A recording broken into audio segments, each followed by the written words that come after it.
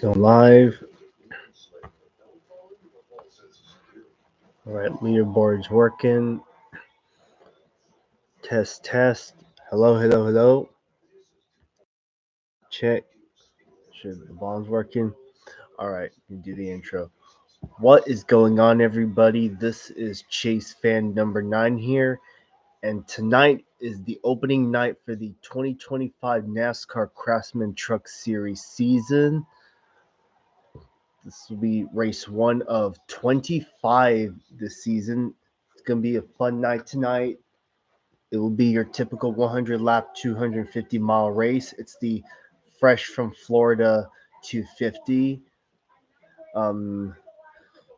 There's a lot of expectations tonight, but I'm not going to go through all of them because there's just too many to talk about. But let's see where we. Well, obviously, just like the other series, we got new faces in new places. Ty Majeski comes into this season as the defending series champion. He'll be starting on the outside pole alongside his teammate Ben Rhodes, who's on the official pole. Corey Heim starting third. Let's see if he can get it done tonight. Let's see. Um, Obviously, again, we got some new faces and new places. Chandler Smith, who unfortunately is not in the Daytona 500, has returned to the Truck Series after being in Xfinity last year with Joe Gibbs. He's driving the 38 truck for Front Row Motorsports. This is the same truck that Lane Riggs is in. Now, Lane Riggs is still with FRM, but he's driving the second FRM truck, that being the 34, and he will start, let's see, 27th. Okay. Also, my favorite team in trucks, Bill McAnally Racing. A lot of faces have changed around there. Aside from Tyler Ankrum, Christian Neckes has moved from trucks to Xfinity at Colleague Racing, and now Daniel Hemrick, who has come from the Cup Series, is now driving in the open spot vacated by Eckes in the 19. I hope that Daniel Hemrick can get his first win trucks because he never did when he raced in trucks full time several years ago. We got Dawson Sutton driving for Rackley War Racing. Caden Honeycutt driving for Nice Motorsports full time. And Thor Sport, for the first time ever, obviously they're running 5 trucks tonight. Jake Garcia, Matt Crafton, Ben Rhodes, Ty Majeski, Ben Rhodes, and John Sauter. 4 of those 5 drivers are past series champions. Sauter is running a part-time schedule. He's starting 10th in the number 66 truck, so look out for him to be strong tonight. Roger Carruth is back. We also got Spire Motorsports is running a 4-truck team. Aside from Roger Carruth, we got the 7 and 77. The 7 will be driven by Justin Haley.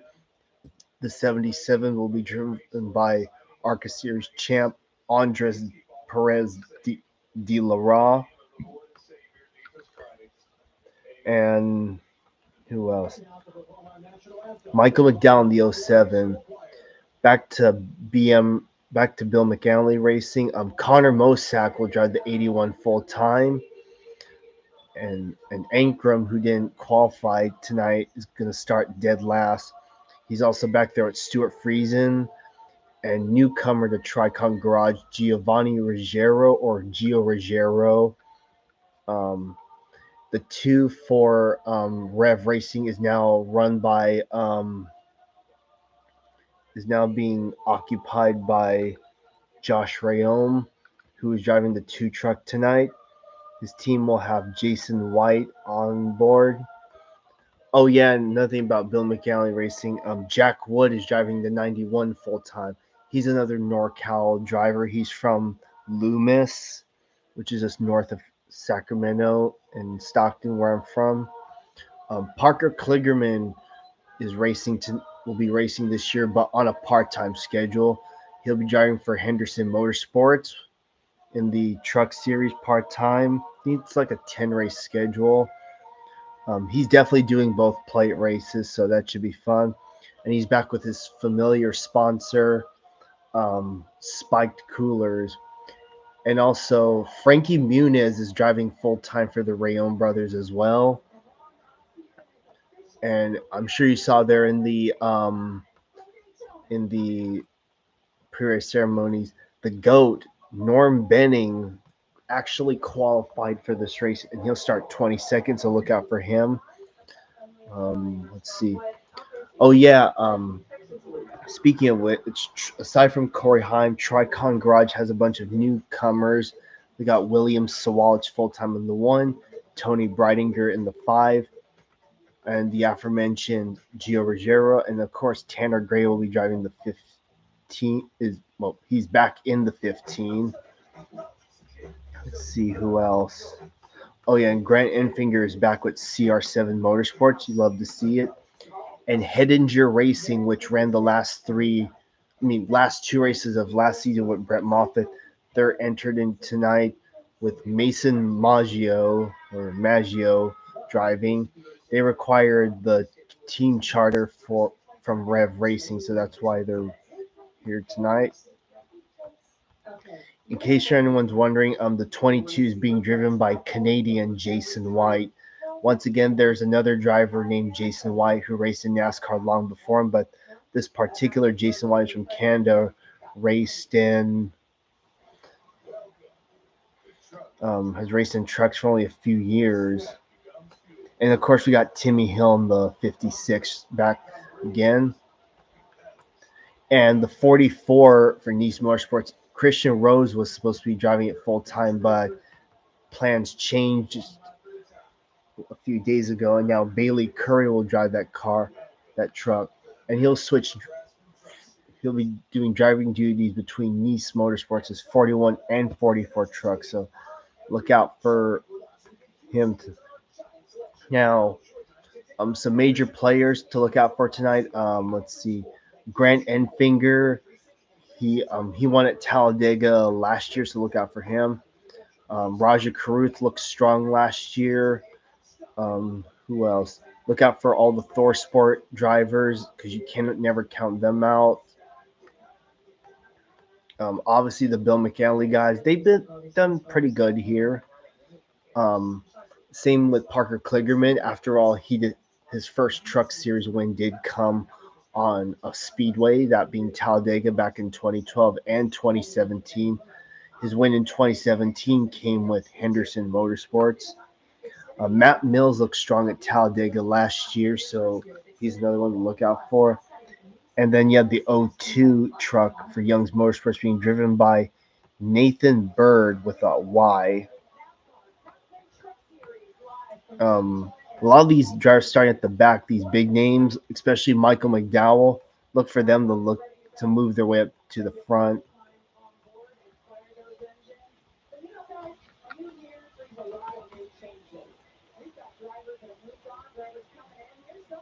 Anyways, doing good. Hello, Jay the Rail Fanner. I see you're going to catch Amtrak 203. I wish you good. All I can say is good luck with that.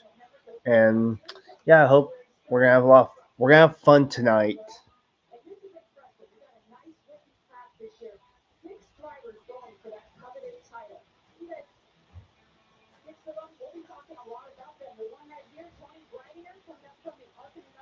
So the rookies this year are Tony Breidinger, Gio Ruggiero, Frankie Muniz, Andres Perez, and Connor Mosack, and let's see,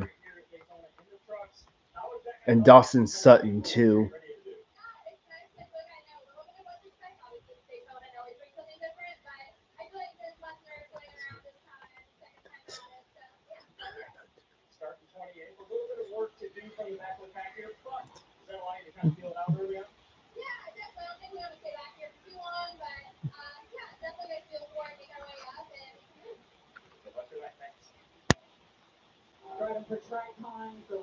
Now here's the rookie.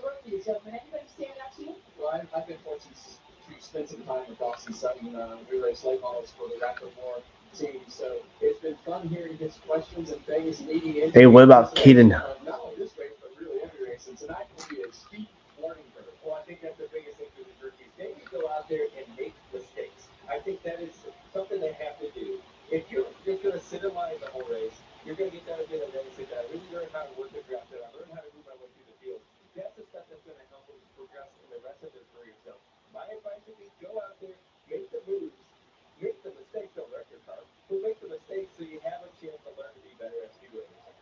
You mentioned Dawson Sutton, very impressive today. He only had a handful of truck starts. He came out today, qualified in the top 10. So you see him getting strapped in, a wheel going on. It's that time. Let's go trackside to the most famous one. All right, here we go. And also, the weather should be clear tonight because I know there's been a threat of weather as of late.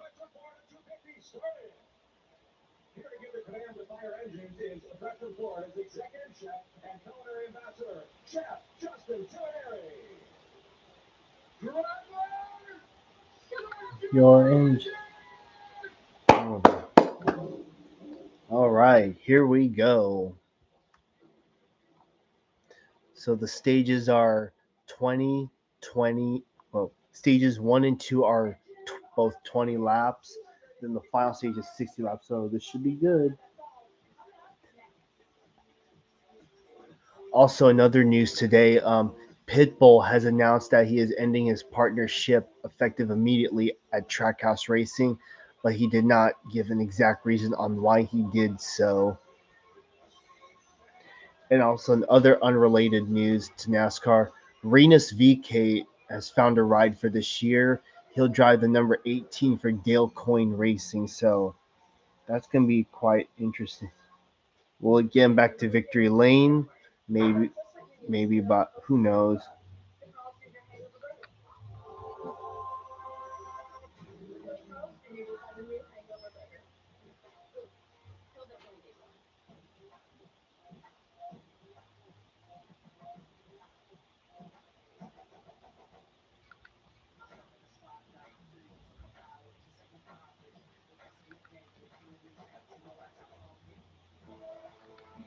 Also, on top of everything, make sure to hit for the people watching my stream. Make sure to comment, like, and subscribe, and hit the bell for the notifications. And also, thank you guys for getting my live stream yesterday up to 1,500 plus views and counting. I really appreciate it. I didn't think it was gonna get that many views, especially considering I decided to do it like not like a last minute thing, but like half an hour or so before Duel 2 started. I wasn't expecting, but I really appreciate you guys for tuning in. Hello, Christy Hoffman. Welcome to the live stream. Hope you're having a good day today. Oh, and by the way, happy Valentine's Day to all my followers out there. Make sure you make sure y'all give your loved ones a good time today. Go have fun. Don't do anything too crazy. So yeah.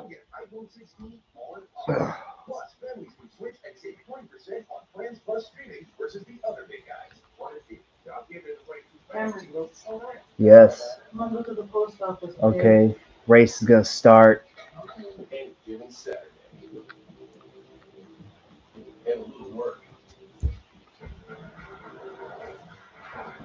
Wait.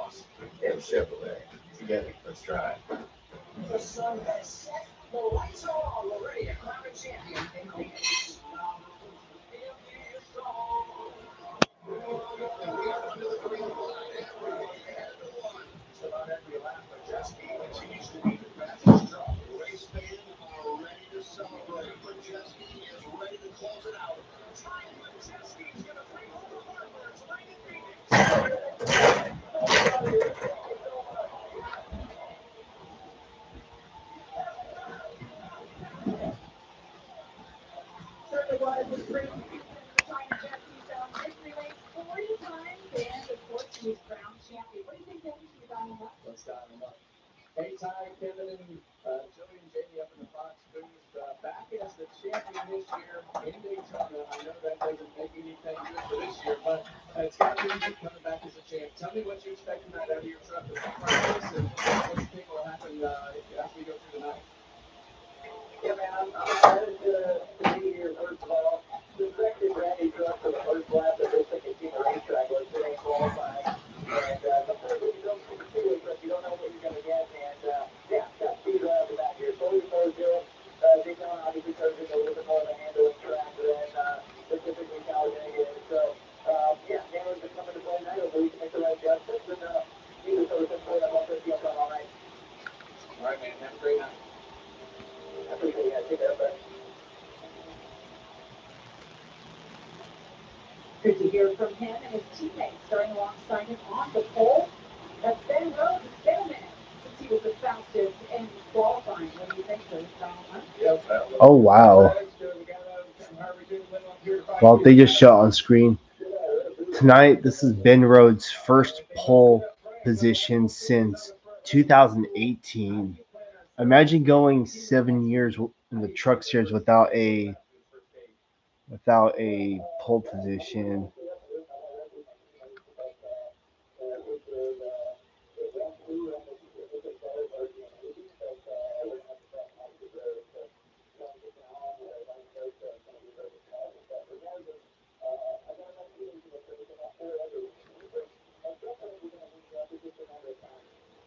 Well, you got an experience on your side too, so good luck in it, man. All right, so that was our front row. From Michael McDowell, he now everyone knows that. Well, this is Michael McDowell's first truck start in 16 years since 2009. Yeah, so yeah, he's no stranger to this series. You might see him again later on this year. Hmm. No, nothing much, just the pace laps happening right now.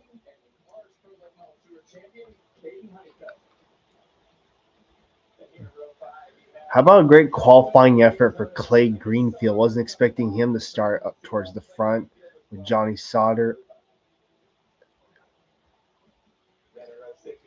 Yeah, Clay Greenfield, he's been in the sport for a long time.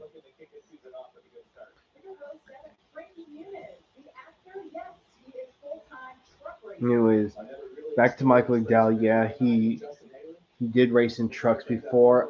One the team he drove for was for Darrell Waltrip back in 2000. Row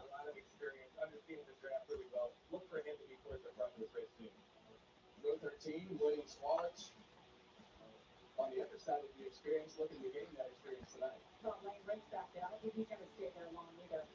And row 16, welcome back, Michael McDowell. It has been a long time since he has been Hmm.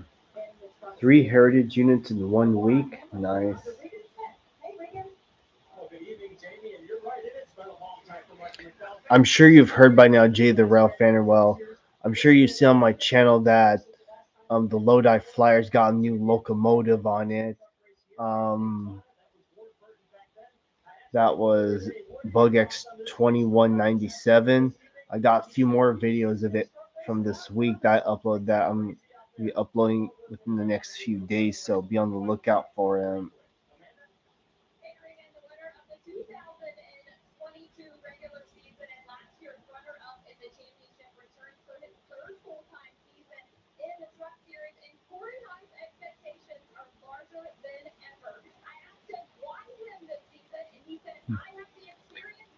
A freight with 4 CSX locomotives. Nice.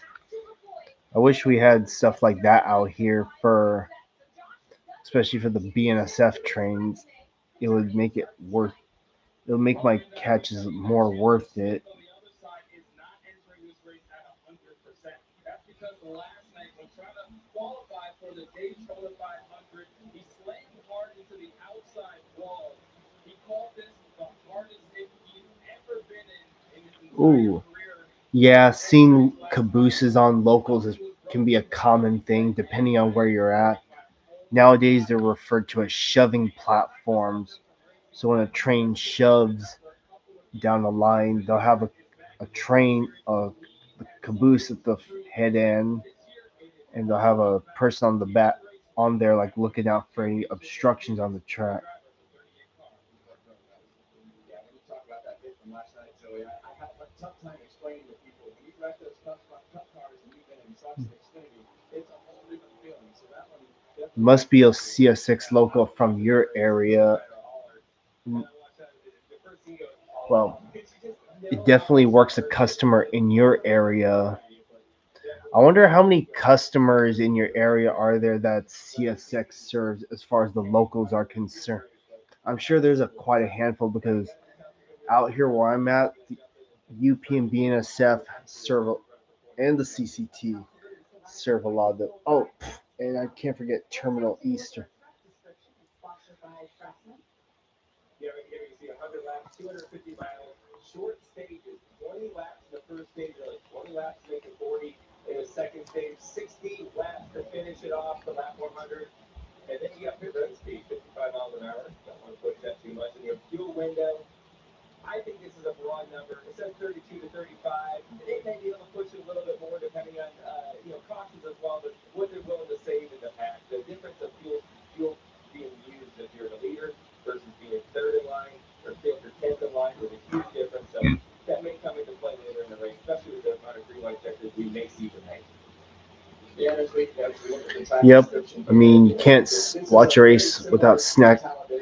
Watch a race with an empty stomach. I mean, I did eat already, but yeah, I got snacks with me. the difference between the guys and the gals that have raced at Talladega that come to Daytona is narrow. It's a Well, lot I narrower got than a small Valentine's bag day from my mom with candy assortments. Her, they're mostly Hershey related candies, and they're really good. So yeah. when they went to take off down there on pit road, though, found out he only had reverse, didn't have first and fourth gears in that truck. They've had to take him behind the wall or even the garage to work on that truck. He was so excited about this race, too. Well, it looks like Connor Mosack is going to start this race behind the wall, or start his full time 2025 season behind the wall. Anyways, Pace truck pulls off. Here they come to the line. Green flag, and the 2025 NASCAR Craftsman Truck Series season is underway. Here we go. Immediately you see the teammate restart. I call it the okie dokie. The leader came down in front of the second place car. That shows me right off the bat that those two cars want to work together. That's exactly what Ben Rhodes told you on the radio. That's what he hoped would happen. Yeah, and as we see the start of this race, you see those two trucks on the outside immediately starting to push a little bit. And there's not a doubt in my mind we're going to see the big one tonight. It could happen early, it could happen in the middle of the race, or it could happen late in the race. That's usually the time when it happens. Let's whoa, that's Grant Enfinger. That made me nervous right there, Kevin. Watching the nine get there with Ben Rhodes there. He's fairly clear. And a lot of people, as you're watching And this Ben race, you see Rhodes these is going to cars, lead a lot of lap cars, number one. they won't move around as much as these trucks. These trucks get huge runs up to the back bumper of each other. When they push each other, All they hit the right. front bumper. It's First about lap almost went moves clean. the back Oh, bumper a little Jesus. bit as you see push to the infield. Clay Greenfield gets shuffled out. Got shuffled out. Things got a little heated there. It's so easy when you get to these back bumpers. If you're not offset, Yeah, if you're going to do, I don't know if you're at 85th Street or not, but either way, if the train's is nearby, I would suggest stay.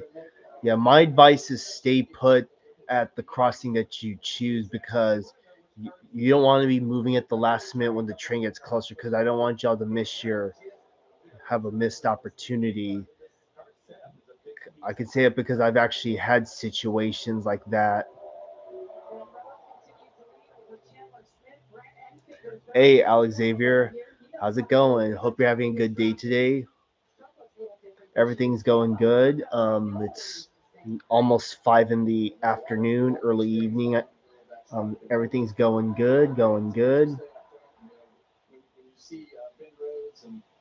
Yes, yeah, I'm still working. So far, everything's going great. Some of the other guys that don't have as much experience, right now they're all learning. And those veterans will teach those young guys by them watching, hopefully, and not doing something over their head, what they Yeah, I'm going live tomorrow and Sunday. Should be fun. Replay here, what happened to Clay Greenfield. Trying to replay on the click. Huh.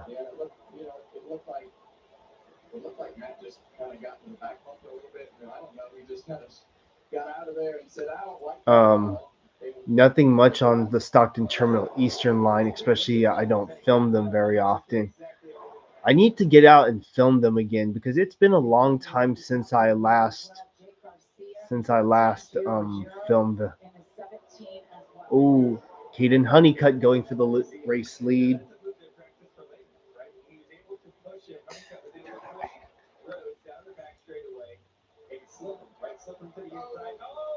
Oh, there goes the 45. Oh wow, he just wrecked. Huh.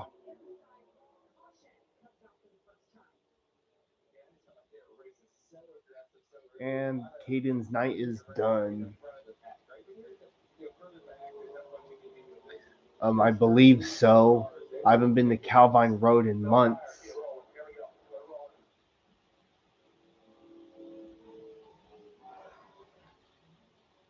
It's amazing how UP can tend to every other crossing, including Calvine, but yet they ignore that mechanical bell.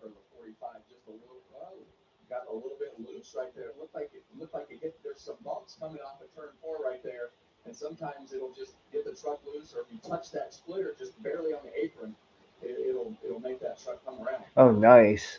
I filmed a lot of. I filmed several crossings with that type of bell model. First crash of the night.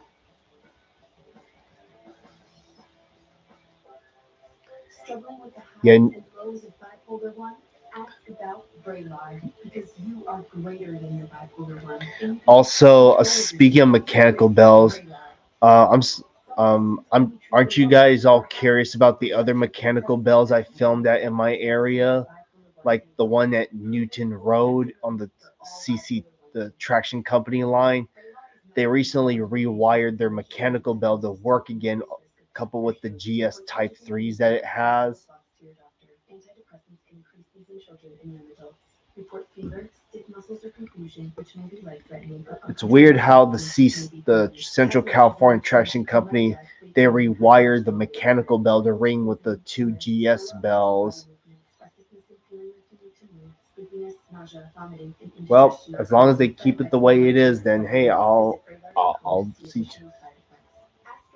And now that's my first time filming the mechanical bell at that crossing active.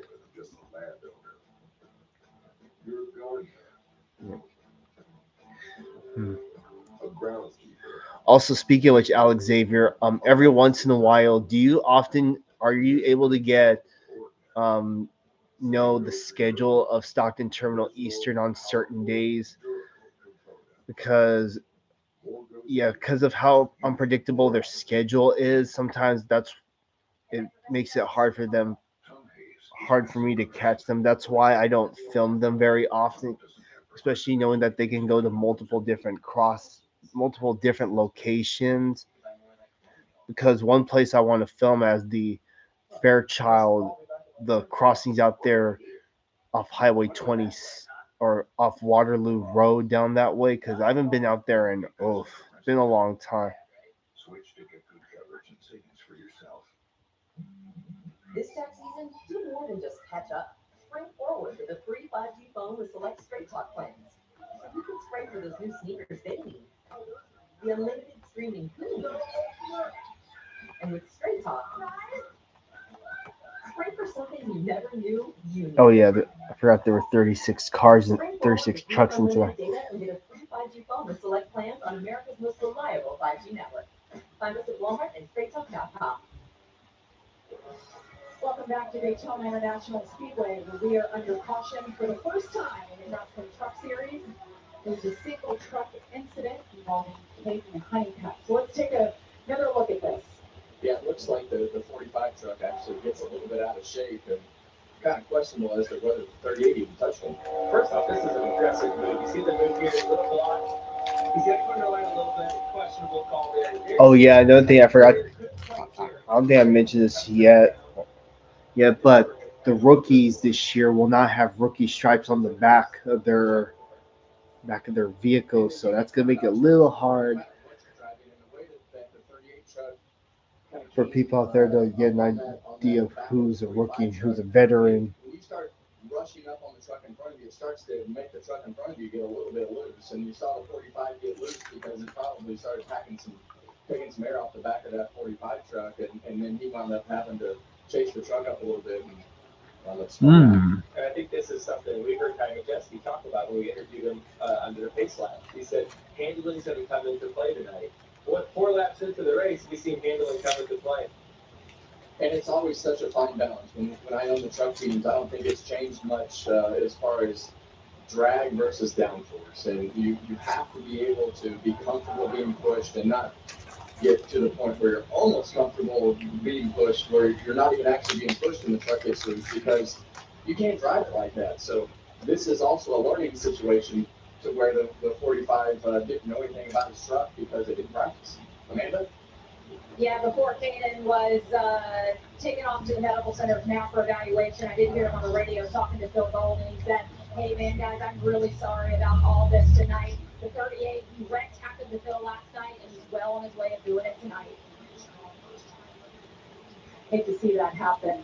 Ran half the truck races last year. We were so impressed with his efforts. Of course, Nice Motorsports, they picked him up for this season full time, so he's going to be starting in a hole regarding points.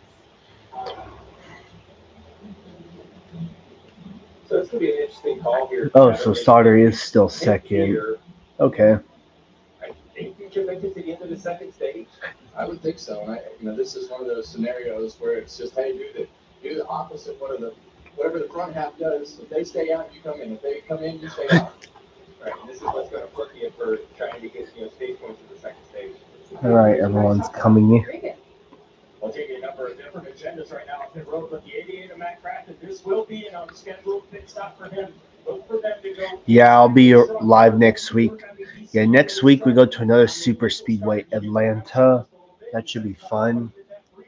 Didn't think it was anything major, but then later on down the back straightaway at full speed, the truck completely shut off again on him. So tough break for him early on. They're going to see if they can diagnose the problem and get it fixed for the rest of the race. 25th season of racing for Matt Crafton. Not what he wanted early on here as they continue to try to diagnose that racetrack. We're 7 laps in, 93 laps to go. High fives all around. So drop the green flag once again.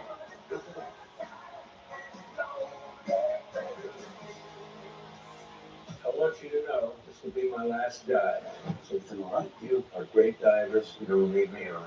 It's the last mission. Oh, flag! Scott will become his finest hour. I'm not using the guy here today. Based on the incredible true story. Much gas they have left? Not enough. I got an idea. If we make a mistake, we put the entire ship at risk. Wait for it. No! Last Breath, rated PG-13. Only in theaters February 28th. Maybe your plans for the afternoon are too big to squeeze into the back of a sedan. Maybe your idea of commuting doesn't always include roads. The racetrack, Atlanta Motor Speedway, it's actually in Hampton, Georgia, which is a little bit south of Atlanta itself. Favorite line, local line or class 1 railroad?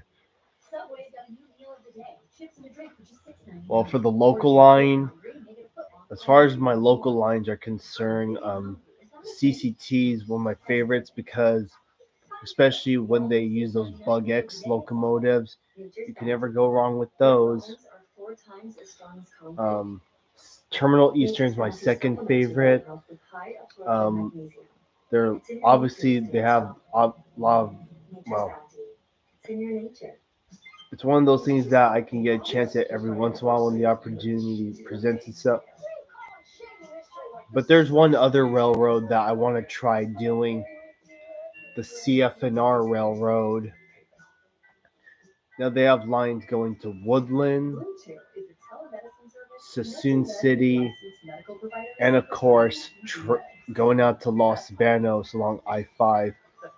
I want to do the one. I want to try and catch them when they go south of Tracy because they got some cool crossings out there. Shop the Valentine's Day sale only at K. Oh, yeah, it would be best to stay home because especially if the roads going to there are gonna be flooded. Yeah, I wouldn't want to risk getting stuck in the flooded roadways. Yeah, we've been getting rain out here too where I'm at. It's severe in some places, especially with low-lying areas are subject to flooding, but most of the time but other days we just get like flooded streets, mostly because of those clogged drains that we get. Um, yeah, we get snow, but only in the mountains. It never snows here in the valley, especially because we're at low elevation. The closest thing we get to snow is like frosty grass. The grass will actually turn white, especially in the winter, and the temperature is extremely low. Yeah, it can get to that point.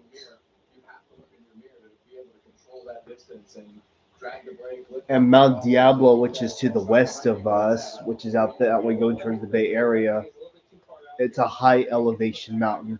It's actually snowed there before, mostly on like the top part of the mountain. And I could say it's because not a day that goes by that I go out somewhere and I see Mount Diablo with snow on it. It's not like heavy snow, but it's like enough for me to see it from afar. It'd be cool to go to Mount Diablo with when it has snow on it. We're just about halfway through stage number one, 20 laps in stage one, 40 laps in stage number two. Pace truck is off. Ben Rhodes, Johnny Sauter. Teammates on the front row, Tanner Gray, Andres Perez behind them, Brandon Finger, and Chandler All right, back to green, 9 laps. As a matter of fact, all the mountain ranges here in California, especially the high elevation, um, yeah, all the mountain ranges here in California, the high elevation ones, yeah, they all get snow.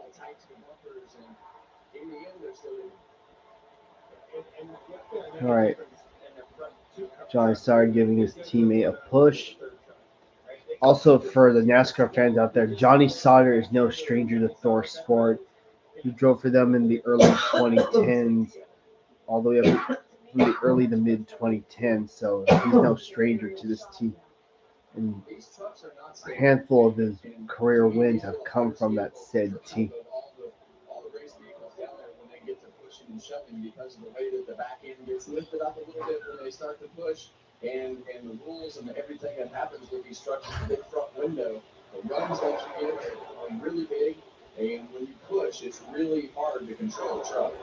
And remember, so you have a truck that's difficult. The damaged vehicle policy, by the way, the new rule, it's only for Cup, not the lower series, unfortunately.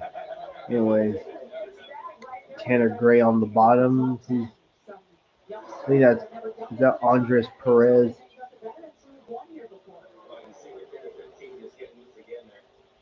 Oh yeah, handling is going to be a thing to look out for tonight. Well, Jamie, remember during qualifying, Johnny Sauter in that 66 truck for Thor Sport was able to qualify through to the final round, but wasn't able to complete the qualifying because of a left side tire rub. Well, they were able to go back and get it fixed, but during the race right now, they came over the radio, the team concerned that it still might be an issue. Johnny came back over and said, I think we're good, I think we're good. They debated coming in to look at it, but Johnny doesn't want to give up the tap position, so keep an eye on that for the 66 as they continue to run, guys. no doubt. At speed, you might have an issue, but you got to keep your foot in it. Yeah, and you just have to go with your guts. You see that whole outside line stack up right there. But the one thing from qualifying is that four sport trucks have a lot of speed, and if those trucks continue to drive well, that speed will be able to put yourself No, in a position thanks. to be I'm on good. offense. You see Johnny Sauter right behind Bill Rhodes there, having your teammate with you. Johnny Sauter with a ton of experience, Ben with a ton of experience, so that adds up quickly when you get in these positions of trying to keep your truck up front. You want to get stage points. Obviously, you want to keep it rolling, but you want to get stage points, and you want to try to keep the track position the best that you can. Well, Regan, you updated us earlier on Matt Craftsman. What's the latest? Yeah, Jamie, unfortunately, yes, the Thor Sport trucks do have speed, but not the 88 of Matt Craftsman. Take a listen to what he just said after the restart.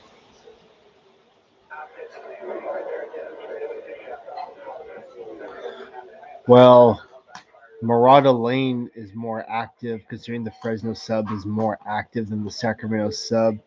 So you can technically say Murata Lane's more active train-wise.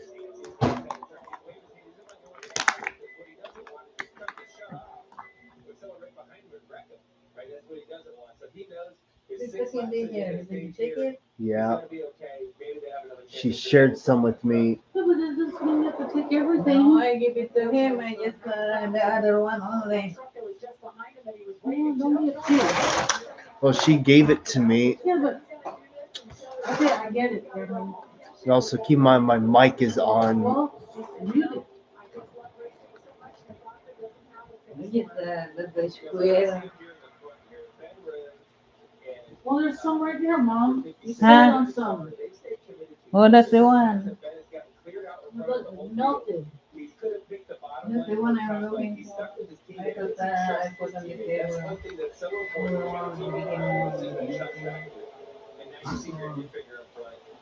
But when you have your teammate with you, you know he's going to go with you when you make a move. So sometimes it might be a short-term loss to keep your teammate with you. It could be a long-term gain because you got your friend. Well, there's obviously been a conversation in the Ford camp. There's 6 of them lined up behind Grant Enfinger, and having that commitment from Manny Dykstra on the outside lane right there. You see 1, 2, 3, 4, 5 Fords lined up on the outside of that map. But we're 15 laps into stage 1. those guys behind you when you know they're not moving. We could do that. Yeah. Whoa, there goes another one.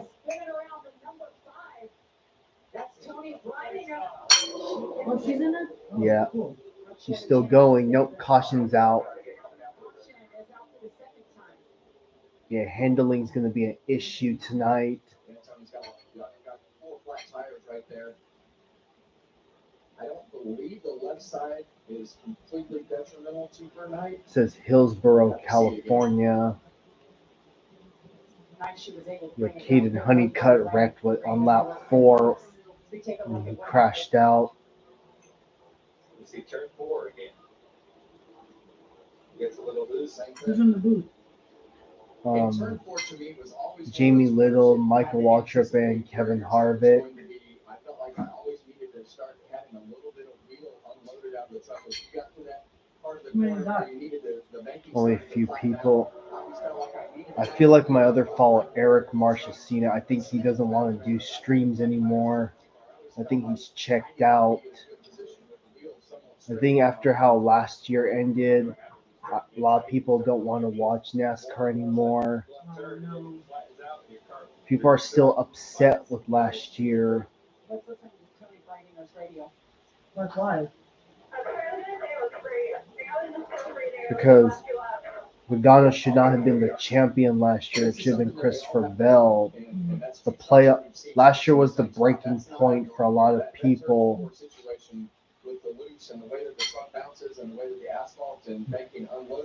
Also, they talked to Tony Breidinger before the start of this race. Probably noticed too that Bill McAnally's just quiet for now. Who's the driver? Connor Mosack, Jack Wood, Daniel Hamrick, and Tyler Ankrum.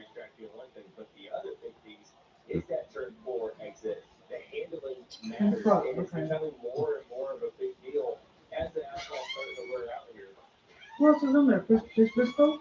No, he doesn't race for Chevrolet. Now, who's in the booth? No. Chris Briscoe. 2 single truck incidents so far tonight. Who's that person there? You see stage 1. Wait, hold. What? Which month would you consider trying to catch ST or OMLX? Well, for me, it depends really on when, because again, Terminal Eastern is a very tricky line that it's like you try to catch the, go to one place, they're not there. You try to follow them back, and then they just disappear. Sometimes it's just best to go to their shop off Shaw Road and try and catch up with them. At least there you can see what get an idea of where they were. Yeah, at the end of a stage like that with so few laps left, kind of gives you the option to flip the stage or stay out and race for the points. So That's Parker Kligerman. a decision that they made for the points, it looks like. Craftsman and his issues continue. We'll step aside. We'll wrap up the stage and come back. Yeah, Ryan posted something like was it Shaw Road. Perfecting your swing is hard.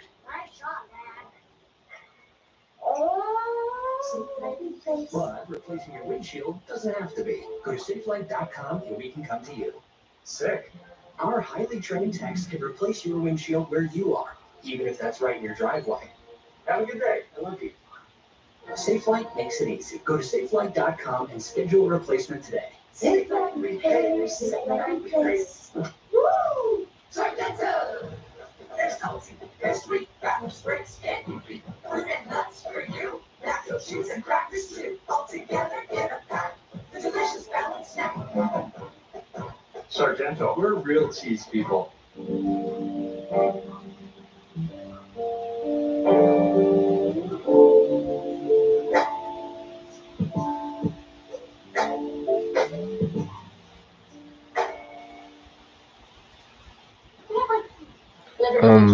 You can just send me a link through the live chat or through the comment section of my videos. That's how you can send me a video.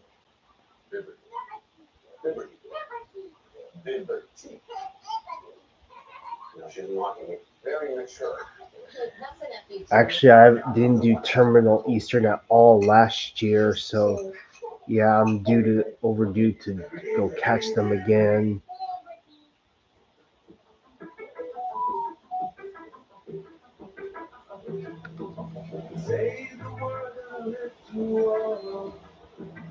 I haven't gotten anything yet.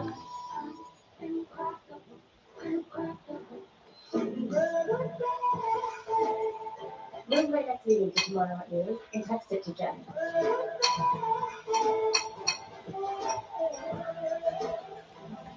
Well, yeah, BugX 2000 returned to doing the CCT in mid 2023 in August to take over that XBNSF BugX 2125. It was sent out of state to the Midwest somewhere.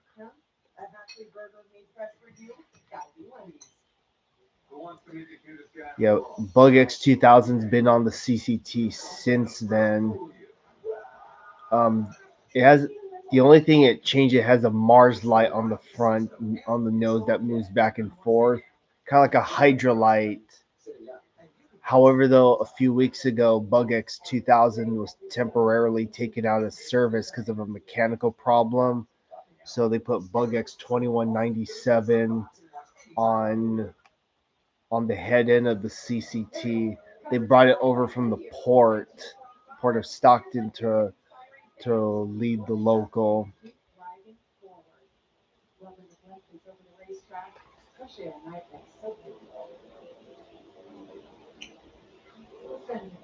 The 38 radio, Chandler Smith.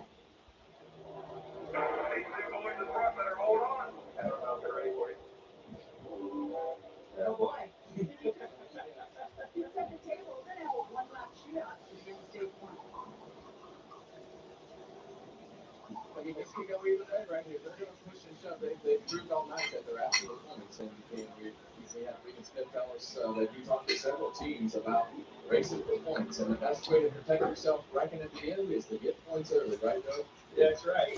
I think what we'll see here, if they stay too wide, they'll be too wide. But if they are able to get, a couple cars singled out, that's where a lot of shuffling is going to happen. So it's all really about this push to really what happens on the back straightaway.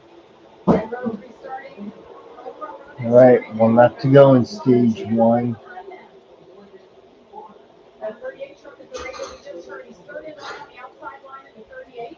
Tanner Grant is a big push here to Grant Hinfiger. Tanner Grant Hinfiger before we get to turn one. So they're going on the back straightaway. And this is when it gets interesting, when that lead truck gets out there too far and the outside lane or the inside lane gets connected, they're coming with a high rate of speed. Grant's done this enough, yeah. That is too fast to block. Two teammates working together, Johnny Sauter pushing Ben Rhodes. So, yeah, they got out there pretty far.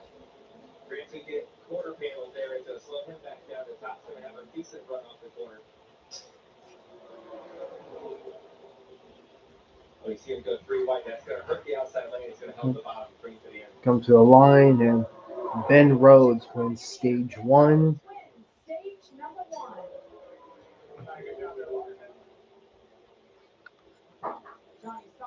Train meet with Amtrak sounds pretty cool. Ben Rhodes' first stage win since 2023. He's having a day. So Ben Rhodes, Johnny Sauter, Grant Enfinger, Chandler Smith, Tanner Gray, Ty Majeski, Corey Heim, Andres Perez, Daniel Hammer, and Giovanni Ruggiero, your top 10 for stage one. Are too big to squeeze into the back of the sedan. Maybe your idea of commuting doesn't always include roads. Maybe you don't think you should have to. Yeah, I've gotten Amtrak 203 on the California Zephyr before. I've also gotten one of those power moves that go to the Siemens facility in Florida and South or East Sacramento. So yes, I have gotten Amtrak 203 before. I hope to see it again when it comes up this way, because I'm not going to pass that up. Well, I'm not going to pass it up. You want a free gift card? What's with that? There is no there. You literally get free gift cards for scanning receipts, playing games, or doing your shopping. Download the Fetch app today. Get $10 back in points when you spend $30. Also, I was able to find where 95th and 98th Street are at. It's in Marmot, West Virginia. Joseph was conceived to win races. Stop ranking number 2. Get you back to the 32. Good for strong bones. Tell that to his clavicle. Joseph wins even when he loses. This is his wife, his tooth space, his hand-eye coordination. He might have the greatest jawline in sports. Oh, I see it. And on Sundays, Joseph flies. Personally, I mean, OM Omnitrax 1050 is really good, but I like 777 more. Amtrak 51 is approaching Montgomery, West Virginia.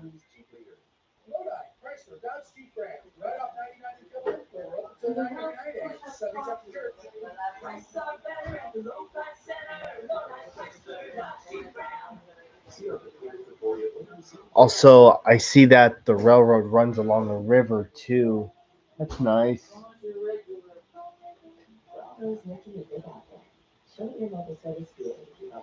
That river is the Kanawha River. Nice.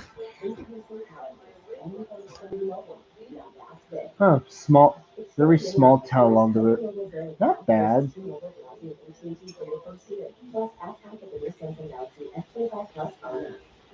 Do you sometimes catch trains at the towns across the river from Marmot, West Virginia? Because I see some other cities like DuPont City, Rand, Maiden. Well, hold up. Oh, you don't? All right. Yeah, it's nice to stay on one. Oh wait. Oh wait. Oh yeah, there is a railroad on the other side of the river. Oh, it's a different railroad. Kanawha River Railroad. Okay. A railroad named after the river. Okay. Oh, 2 trains are stuck on the overpass here. Yeah, but these followers are on the other side. No, I'm telling you, they're on the further side. Up right here, both tracks are stopped. Oh. Also, the Kanawha River Railroad used to be a former NS railroad. Okay. Johnny Sauter, Joey Logano up here to Fox Food. You got They told you Joe Logano was there. No. I say, God bless America. Johnny Sauter's back in the truck series. I was excited to see it. The Store Sport trucks were working really good together. How's it feeling? Yeah, no, both of me and Team Store Sport and working with the teammates doesn't get any better than that. So seems like all of us got pretty good speed. I really like the way my truck felt with that 99. 4 or 3. What do you mean by 4 or 3? Absolutely. I'm sure you guys have worked your way back up towards the front here after that strategy call. Good luck. Tony Sauter, a 3-time winner here. It's a good truck driver. We'll keep an eye on him. Daniel Hemrick, Justin Haley, Jack Wood, all stay out. We'll be back. Hold on to your horses. The Echo Park Automotive Grand Prix returns to Circuit of the Americas February 28th through March 2nd. NASCAR stars face a new action-packed course at a high-octane show. All right, man. Have fun. Well, you might want to hurry because the Amtrak 51 should be pulling into the Montgomery station. So.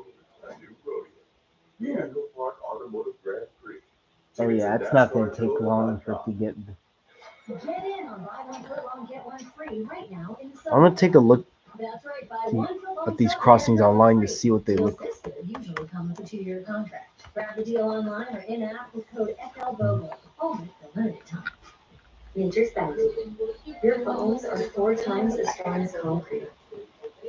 Nature's bounty supplements your bone health with high absorption. Y'all got a Kroger in Marmot, West Virginia? Nice. Yeah, unfortunately for me, we don't have a Kroger out here on the West Coast that I know of. So this is what 98th Street looks like. Okay. So I see that, so the mechanical bells are gone and so are the 8-inch lights. Oh, small town. Shop the Valentine's Day sale and love the savings. Only at K. Even when U.S. Women's National Team forward Mallory Swanson isn't on the field, she always makes Seems so. Thanks to the Bank of America Customized Cash Rewards Visa card, she'll earn 3% cash back on her purchase after choosing the online shopping category.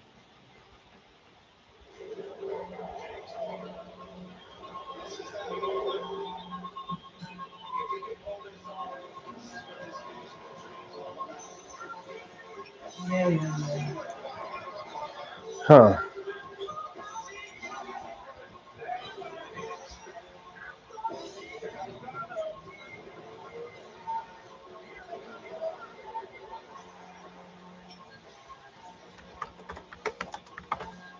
NASCAR.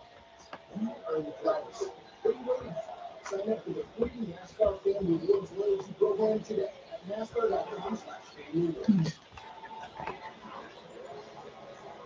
Well, a tire got away from Jason White, the 22, rolled all the way out to the grass, so that will be a penalty. Omnitracks, for which that Terminal Eastern locomotive is a part of, they have their own website regarding the railroad. Omnitracks, they have their own website.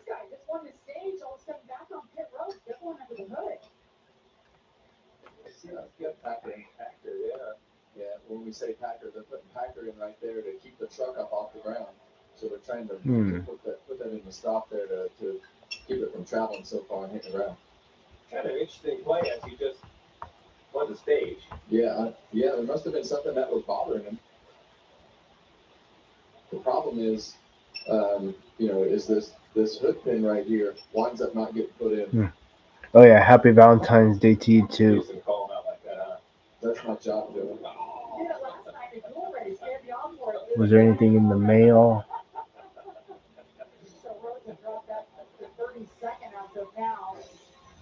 Sunday, it's just 2 days away. The Great American Race takes center stage as NASCAR's greatest drivers battle for the biggest race of the year, the Daytona 500. The champ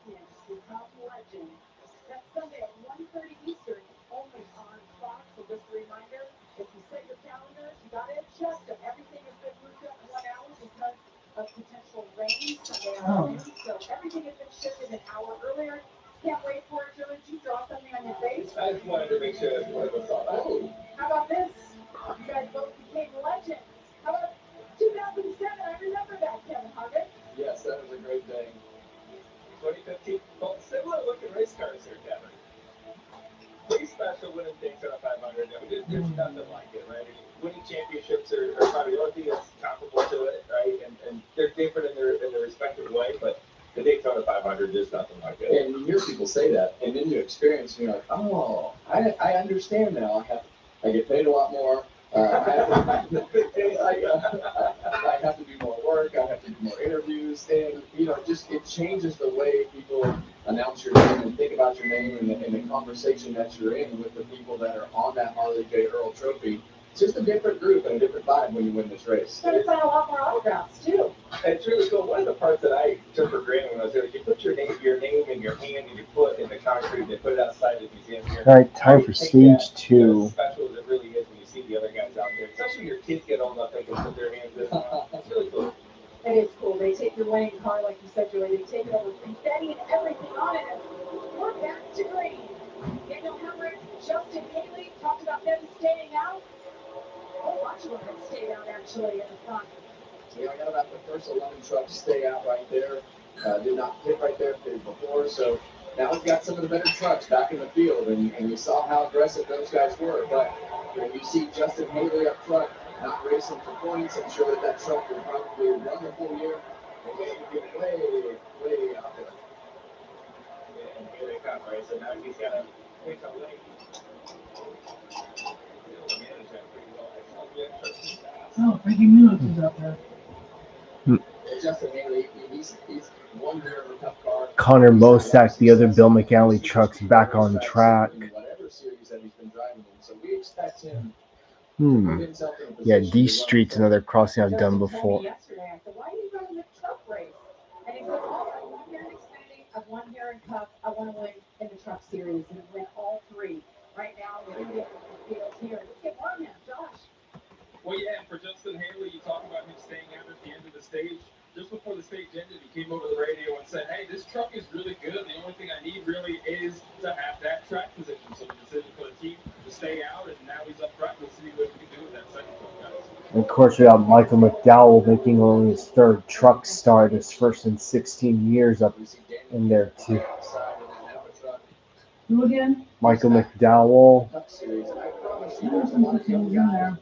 Since he drives for Spire and Cup, of course, they couldn't pass up to have him drive in for Spire and truck.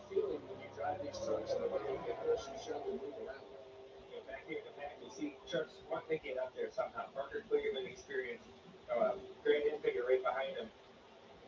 Pushing in the corner. Let's go pretty comfortable about what you see that a Parker's truck to be able to do. When you're 2 by 2, how do you move forward? You got to start at 3rd lane. Tyler Ankram's up there. Oh wow, Kligerman's come. Whoa, good job. He's on the brother owner of this team. I'm sure watching his truck out there will help each other all the way to the front. New leader by a nose, Parker Kligerman. Good job. Yeah, a lot of experience behind him with Grant Infinger. Grant Infinger, was up front and now he's getting back up there by making a great move like that, picking the right lane. Yeah, we saw the 13 truck right there. It's funny, Tyler Ankram's 3rd after he started dead. Ankram's running 10th after starting dead last in this race. We also see Matt Craftsman up there as well. It looks like they fixed his truck. He's the 3rd car out of the 3rd lane, the top lane there. Oh, shit. Ben Rhodes, we saw him on pit road. What's the latest, Josh? Yeah, the issue for Ben Rhodes, he kept coming on the radio and saying he's hard on the splitter, was getting a little bit better, but not the way he wanted to be. Obviously, that truck was fast, but he wants a truck that's good enough to get him a win. And, guys, this is a guy that's a 2-time champion, but when I talked to him earlier, he told me, I haven't had a breakout season yet. A season where he gets multiple wins, like 4 to 5. That is the goal for him this year, in addition to a championship. I like it. You see the biggest movers right there. Ben Rhodes up 18 spots. So is Matt Crafton, so maybe they figured out his issue. Yeah, we definitely see why Ben Rhodes wasn't worried about putting that Packer in his truck. He just drove it straight back to the front. And I think that really emphasizes the speed that the Thor Sport trucks have. And when you're able to be on offense like that, and you know that you can make your way through the field and be aggressive with pushing and leading and blocking, it just makes you as a driver more confident in everything that you're doing, and you go straight back to the front. And what I think just happened in this race, as the third lane just formed for the first time in this whole race, it changes the dynamics of the race for the rest of the race, right? But it just changes it, because before everyone was scared of the lane. I don't think it'll work. I'm not going to go out there, I'm scared I'm going to lose. Now we've seen success in that lane. It'll happen more often. Already halfway through stage number 2 is Grant Enfinger. Continues to lead over Finn Rhodes, who just drove through the pack to the front. You won't miss a thing. We're going side by side. Sounds like you need to vaporize that cold. Dayquil vapor cool? It's Dayquil plus a rush of Vicks vapors. Dayquil vapor cool. The vaporizing daytime coffee making stuffy head power through your day medicine. It's Ram Truck Month. Hurry in for great deals on the trucks built to get more out of them. Get more power with the 540 horsepower Hurricane engine. Get more technology with innovations like trailer reverse guidance. And get more storage with the Ram. Going 98th Street tonight, Jay. Awesome. Hope the video comes out. Hope it all goes well. Right now during Ram Truck Month, get $6,500 total cash allowance on the purchase of select 2025 Ram 1500 trucks. See your local Ram dealer today. Subway's got a new meal of the day. Chips and a drink for just $6.99. Or if you're big hungry, you get a foot long for only $3 more. Huh, big hungry. Is that a thing? That should be a thing. Find your fresh. The all-new $6.99 meal of the day at Subway. It ain't my dad's razor, Dad. It ain't wide. It's from Gillette Labs. This green bar releases trapped hairs from my face. Game changer. Well, it flex this contours to it. So the 5 blades can get virtually every hair once for the ultimate Gillette shaving experience. The best of it, you get is Gillette Labs. Welcome to more. We got CSX 454 in 1836 today. Nice. Oh, you got 454 on Sunday. Okay. But you got 1836 today. Gotcha. And memories in the making. Welcome to a whole new season of NASCAR. 1834 parked in the railroad yard. If it was a good one.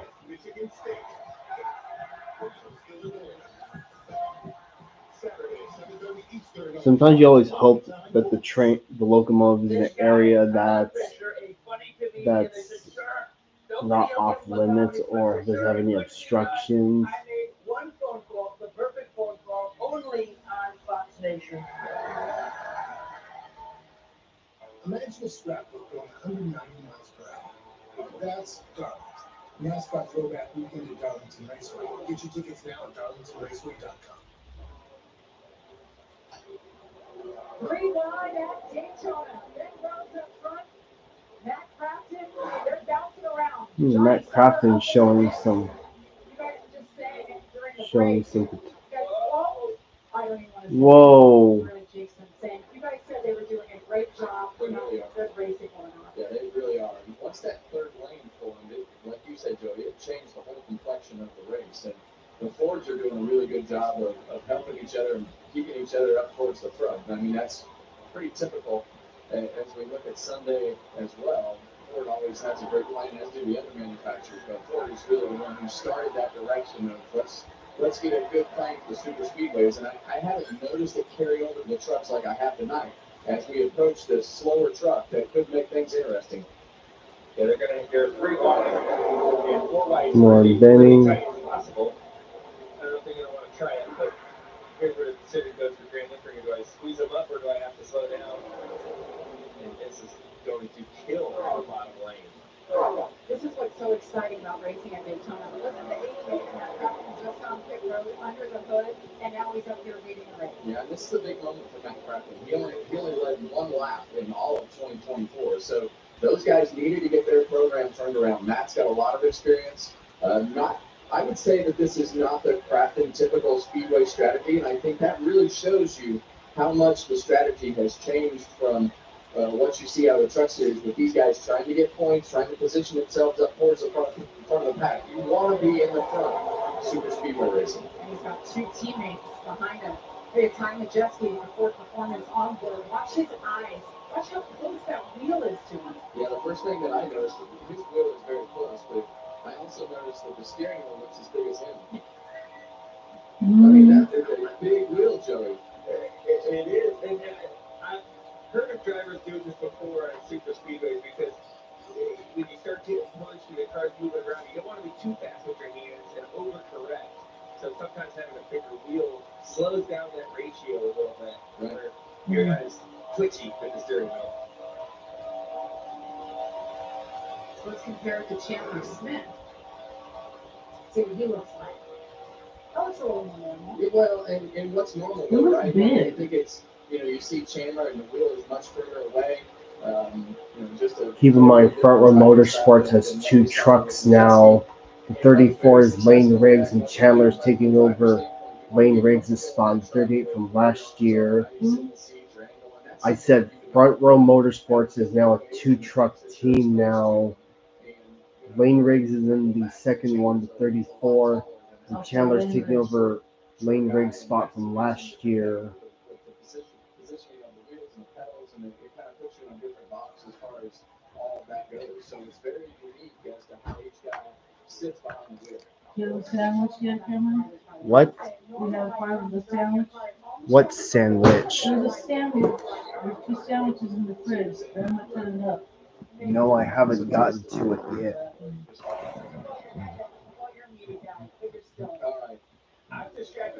Well, finally, we're able to make it 10 plus laps here at Daytona in the truck series without them wrecking for once. Not many people in the stands. Oh, they're there. Yeah, I know, but not as many. Or the Fords decide, hey, we want to go racing too, we try to win the stage. This is where a lot of decisions have to happen for a lot of drivers. And, I think the whole field shuffled up. See, there's the 34 truck. Earlier it was slower. It's kind of single file down the line, but the moves are going to happen. There you see two Toyotas. They're going to go. The Chevy's behind it. They're going to go. Stuart Friesen going for it. It's going to be interesting to see as we see the 38 truck pop out of line right there. And that just helped them, right? When he went down there, he pulled that lane up.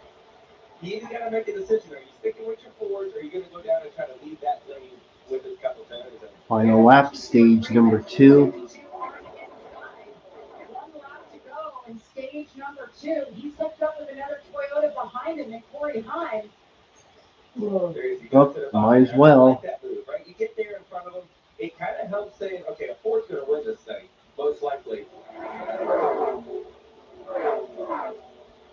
And you guys typically call it energy. Can they get enough energy on that inside line to stop the Fords on the outside? There's 3 Thor Sport trucks on the outside.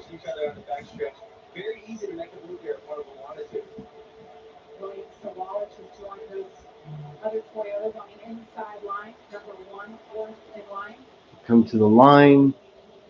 Here they come. Matt Crafton, stage 1 winner. Matt Crafton picks up the stage win. Celebrating his 25th year racing in the Craftsman Truck Series. I'm impressed with what they did right there. 1, 2, 3. And that's because they were committed to each other all the way down that back straightaway. That was very impressive. Looks like some Penske guys on Sunday. Look like those Penske guys on Sunday. Matt Crafton picks up his first stage win in 2023. Motorsports isn't complicated. It's made up of races where you go as fast as you can, as best as you can, as sideways as you can, and whatever this is. Our team, Toyota Gazoo Racing. We make some seriously fast cars. This one and this one, definitely this one. And they all have great drivers, ones that win, like win a lot. Look at all these legends. The hottest drivers right now are him, her, and this guy. They're all part of a big happy family of speed demons. Now you're up to speed. You in? With the new Ultimate Hut Bundle, pretty good. Ultimate Pizza Hut piece. I got beef burgers and double pepperoni. Rob, we got double pep. I get double pep. Here's Bundle Frogs. Let them go. Bundle Frogs. Meal deal starting at $24.99. No one out Pizza Hut. This February, Valentine, Valentine has sales. value. You might just fall in love. Shop now. Only at sale.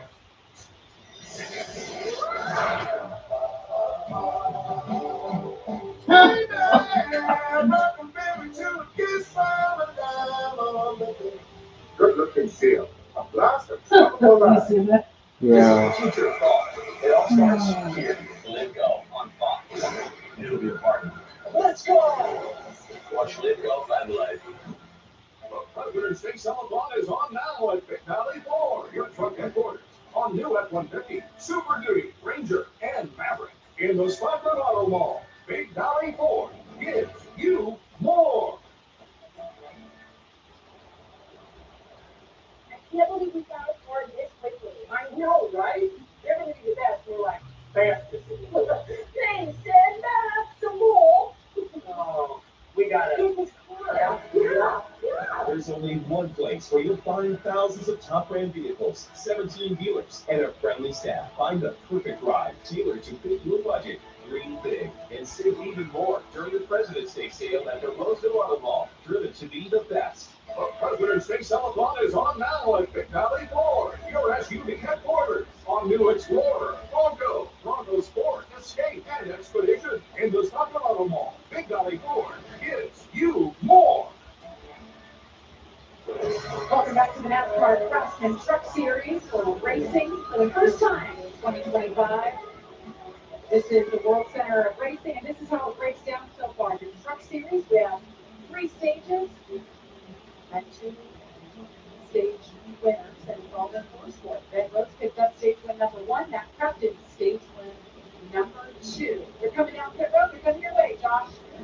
A little pump fake for the 99 and the 98 there. They decide to stay out for this round, and they'll come in the pit for the next time around.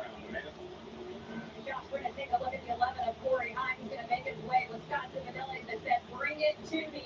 They're going to take tires as well as fuel. But Corey was very neutral on his truck. Said, I don't really think I have anything wrong with this brand new truck. Read it. Well, Matt Crafton, one of the trucks that's staying out right there as well on this round of pit stop. And just to follow up on that, when the yellow flag came out for the stage break, crew chief Josh Hankins came over the radio and said, we might get out of this pack for just a little bit and stick to the original plan. So 3 teammates up there, guys, they may have a little bit of a plan we don't know about yet. Well, Regan kept us filled in on his issue tonight, but he was able to come back, won the stage, and we talked about it. 25th season in the Truck Series. Remember back in the day, Kevin Harvick. Yeah, Matt's been around the Truck Series for a long time, kind of a staple for the series, even Menards. Have been connected for a long time, 3-time Truck Series champion. And I think as you look at his career and everything that he's done, it's been pretty remarkable and been doing it for a long time. What do you think? Should we talk to him? I think so. I don't know. Hey, Matt, Kevin up in the Fox booth. You got a copy? Yeah, there's that question.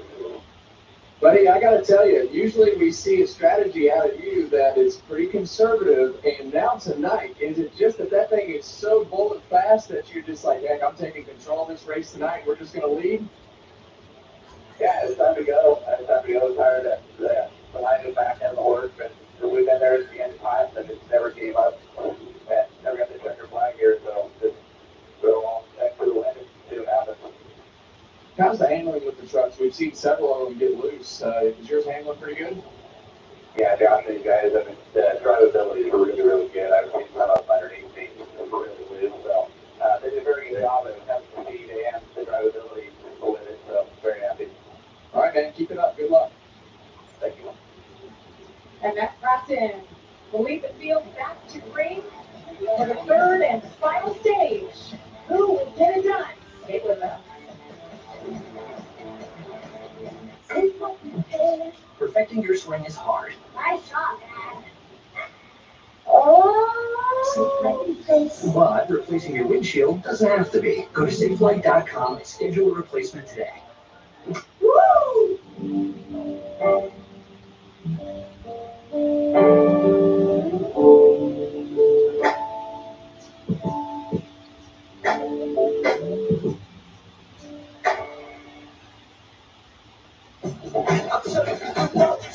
Show you the ropes.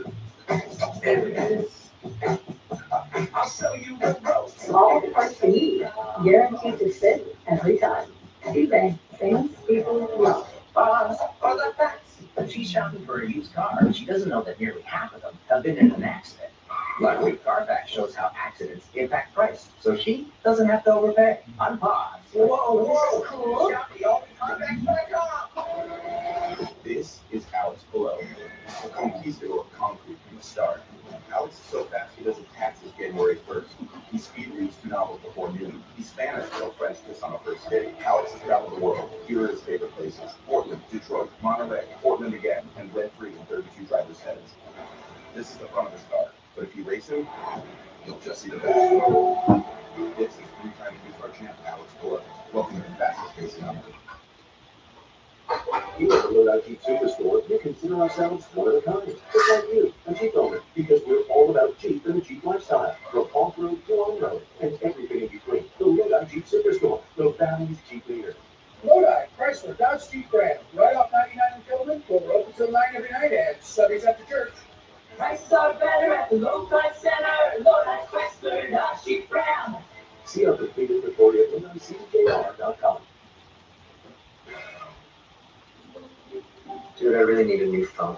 Check out my new Samsung Galaxy S25 Ultra. It's got Galaxy AI. Imagine this thing running on a super fast Xfinity mobile network. I also heard that it can do multiple things with a single command. Let me try it. Add recipes with overripe bananas to my dessert ideas note. That's what you chose to ask him? I had other things planned. Ask how to get up to $1,000 off the new Samsung Galaxy S25 Ultra with Xfinity Mobile. Y'all see this? Patrick Mahomes is saying goodbye. The people was tripping. Where are you going? He was actually saying goodbye to his old phone. Oh, listen to the amazing new iPhone 16 to T-Mobile. It's the first iPhone built for Apple Intelligence. That's like peanut butter on jelly on go. At T-Mobile, get iPhone 16 on us. Plus, families can switch and save 20% on plans plus streaming versus the other big guys. What a deal. Y'all give it away too fast. T-Mobile slow down. Tomorrow, 5 primetime moves. 2 of the Big Ten's best go head-to-head. At 7:30 Eastern, 11th ranked Michigan State takes on Illinois. That's tomorrow night. All right, guys, so before we went to break, Matt Craftsman was waiting. Right after we went to break, this is what happened. He came down pit road, and both of you are questioning this call, so let's get more of it, and let's hear from his crew chief.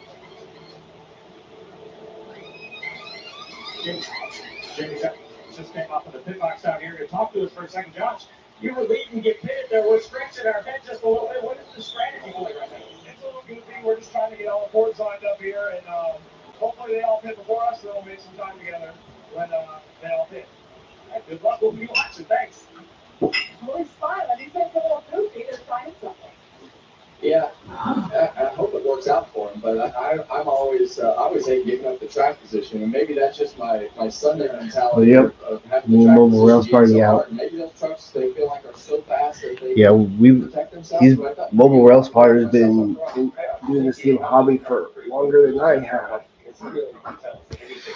He's been a subscriber to my channel for 5 years, since 2021. You just know that I am laid back.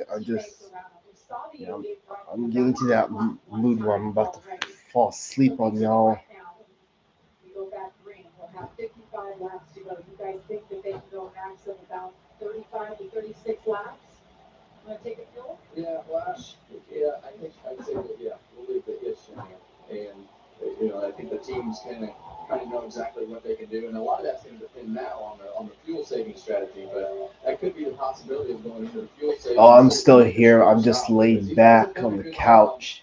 So far of racing well and aside from the early caution there, but it's going to get more aggressive. I'm looking forward to see if they can move up top and try to make that third lane work. All right, stage 3. Here we go. Corey Hine in the 11, Daniel Hemrick in the 19 on the outside. Green flag in the air once again. William Sawallich in the 1 truck. Number 2 in line on the inside. Brett Enfinger, who's been up front all night long. He's in the 9. Pushing Daniel Hemrick on the outside. When you saw that bottom lane get checked up a little bit, it looked like William got into the back of Corey Hine there and checked out full bottom row up as they reorganize on the bottom. And outside lane, they've got three McAnally Hildeman's teammates. And they also have an alliance with the 9 trucks. They're all working together on the outside. They can't get hooked up quite yet. Maybe here. You see Grant offset to the right rear of that truck. You can't be centered up on these trucks in the corners, so you have to get offset behind the straightaway a little bit. Yeah, I To know. try to get the best push that you can to help that front truck in front of you stay as straight as possible. You got Amtrak 203J. Three Awesome. Fords moved up to the third lane. All one and another. But look what's happening this time. The competition's ready for it, right? And so now, oh boy, we're going to pull away. Whoa, 4 wide. The brown and black truck. He falls back just a bit. Everybody keeps it straight. Oh. Gio Richardo tucks it inside lane. So much going on right there. But what I did notice is the Fords working together again, trying to work their way through the field together at the same time. And the one Ford that I don't see up there is that 88 truck of Matt Craftsman. You see the 38 and the 34 of Chandler Smith and Lane Ridge right there on the outside lane. The 66 of Johnny Sauter behind them. And then you see the other strategy of Ty Majeski and Matt Craftsman in the back of the field. I saw Tony Leidinger is back out on track. She's back for another couple of teammates. I didn't put mine like this and I didn't put Leidinger is one lap down. She has a single truck incident right off the semi-caution of the evening.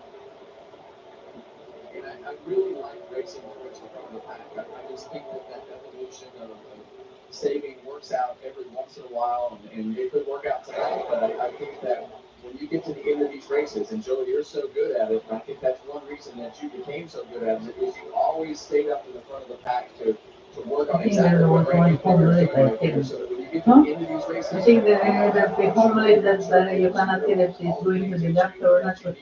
This was the bed. It's like a waiting room. Next to the door at the end of the sofa. Spin. And they were sitting there on sleeping, they had the back part. looks like some sort of engine trouble. Look like a kitchen, very small suit there. No one can tell if it's, as a appointment or the doctor or not.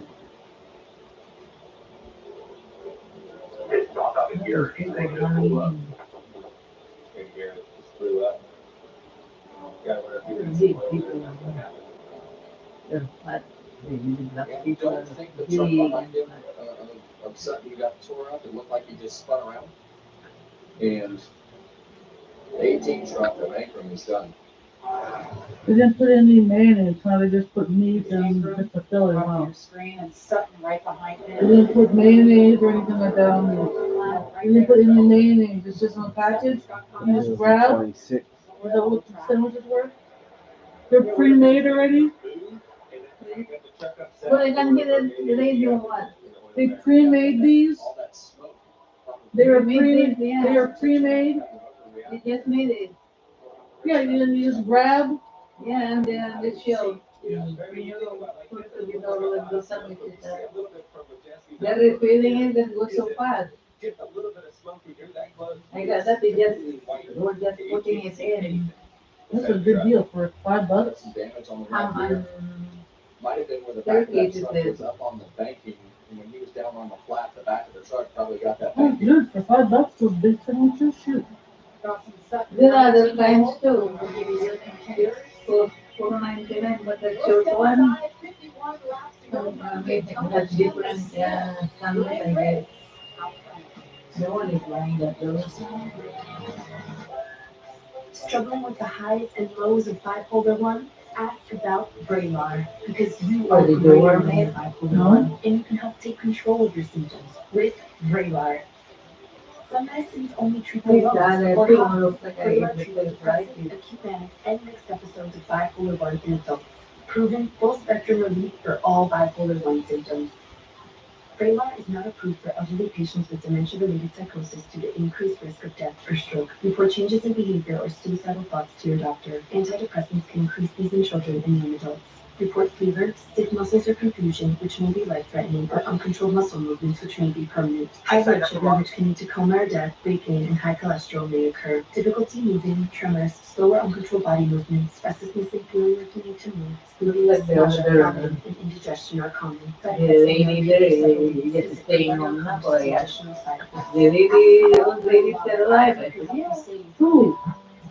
This text do more than just catch up. Spring forward with a free budget phone with select Straight Talk plans. Maybe because I Spring did has just new get speakers it they home. need. The unlimited streaming.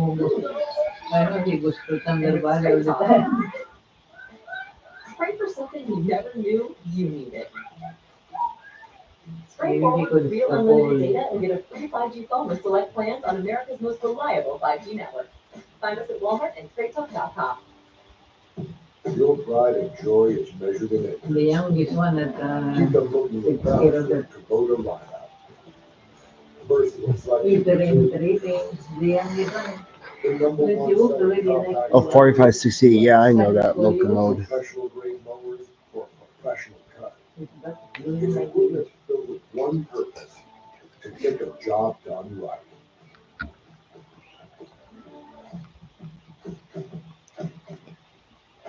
This spring, speed returns to South Florida. NASCAR weekend at Homestead Miami Speedway. 4568 and 1827. What are the odds? And gear up for spring break in the fast lane. 3 races, 3 days, one unforgettable weekend of racing paradise. NASCAR weekend at Homestead Miami Speedway. Get your tickets now at homesteadmiamispeedway.com.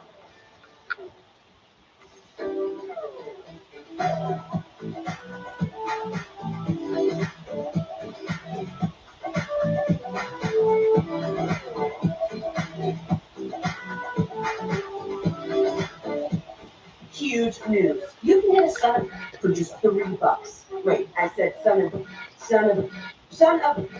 Look at the words. Son of baconator is $3. Thank you for bacon that just won't quit. Wins. Welcome back to Daytona International Speedway. What a night it has been as we reach the halfway point of the first race of the season. Happy to have you joining us here on FS1. I'm James Riddle, joined by Kevin Harvick, Joey Logano, Amanda Busick, Josh Sims, and Regan Smith, bringing us all the stories from pit road. So here's a look at the race so far.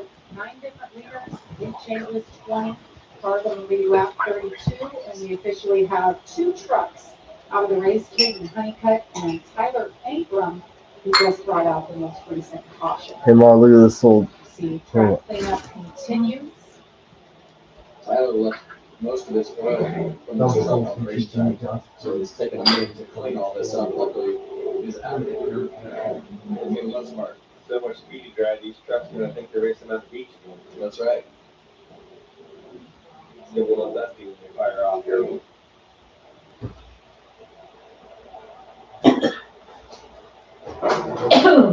So we've got teammates, front row teammates leading right now at 38-34, expanded to a 2-truck operation this year.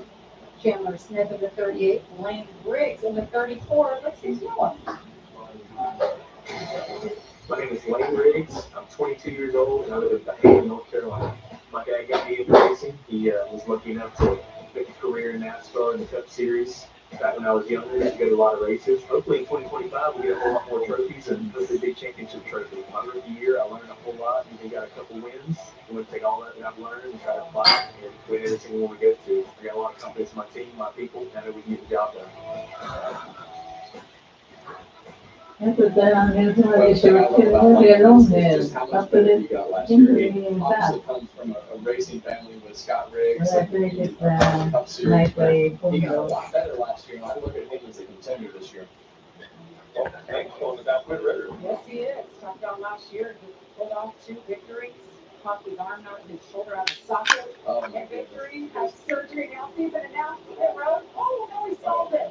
No, he made that smart move. He saw 17 coming in. Heads up play. That could have been the end of the race for him. Right, or at least a lot of damage to the race for a fender. And a can of pineapple juice. Now, is that all you think on the radio, Joey, or is he watching his meal? I know I look up in the mirror a lot of times in those scenarios. Hopefully his crew chief was looking at the same thing. That he was able to make that call. But going back to Lane, I think he's got a fantastic future in the sport. It's looking at what he did at the end of last year, but I also like him as a person off the racetrack. Seems like the type of person, a go-getter, well-spoken, professional. I look for him to be around for a long time. Probably would watch him. Dude, you met the big winners tonight. I just see you.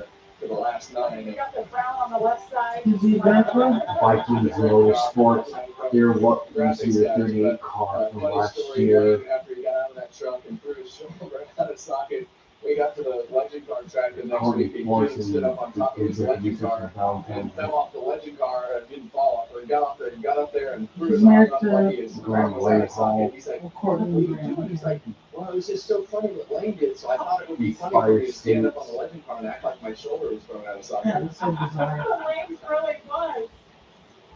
Oh, let's take a look. Exactly what we're talking about. Yes, I finally won.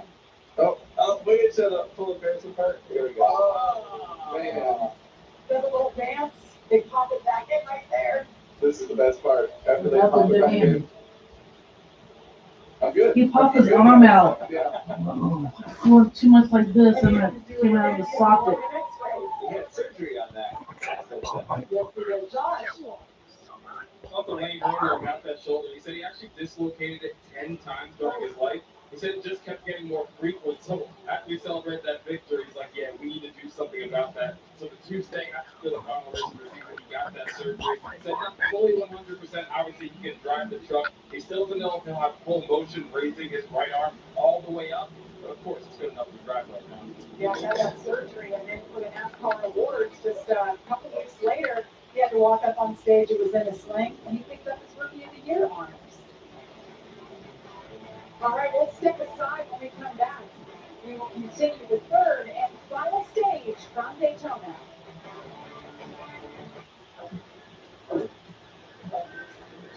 Glenn? What do you think? Because you're screaming. Are you hiding from used car shopping? Yeah. What about repay? I get it. Nearly half of all used cars have been in an accident. So the That's question nothing would to be be afraid of. when am I coming back to? Show me car box. If you don't follow me on Knowing how socials, a then car's I'll give you enough means you don't have to overpay. dirt late Wait. models, asphalt super late models, some stock No fear, just fun. and Say, show me a carfax.com. as well here. It happens. So, been busy the last 2 years racing. I want to start with that because 2,000 miles from away. my side of things, I would not be able to be With on track. Cox, you don't have to worry about the driving, and that's not all. I spent a lot. Yes. And I mean a lot of time, effort, money Also, to make go it travel more around the time. entire country. We're to flexible. appear by Flexible means you can keep your container longer or store with us. Then we deliver it to your home, across town or across the all country. this kind of stuff, just to make sure Yeah, you that did. I was safe out there. Cox, your and obviously personal not moving just and the storage team. So, Safe like we first and pay. foremost, I wanted to make sure I did that first. Nobody likes a cracked windshield. With that being said, I have talked to NASCAR not only recently, But but at least you can go to safelight.com and schedule 60 minutes.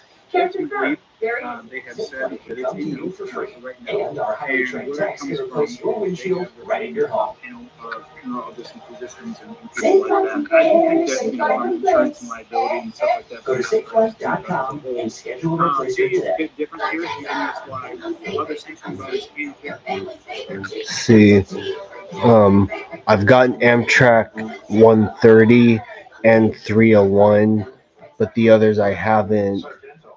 10, 100, 108, 66, 145, 202.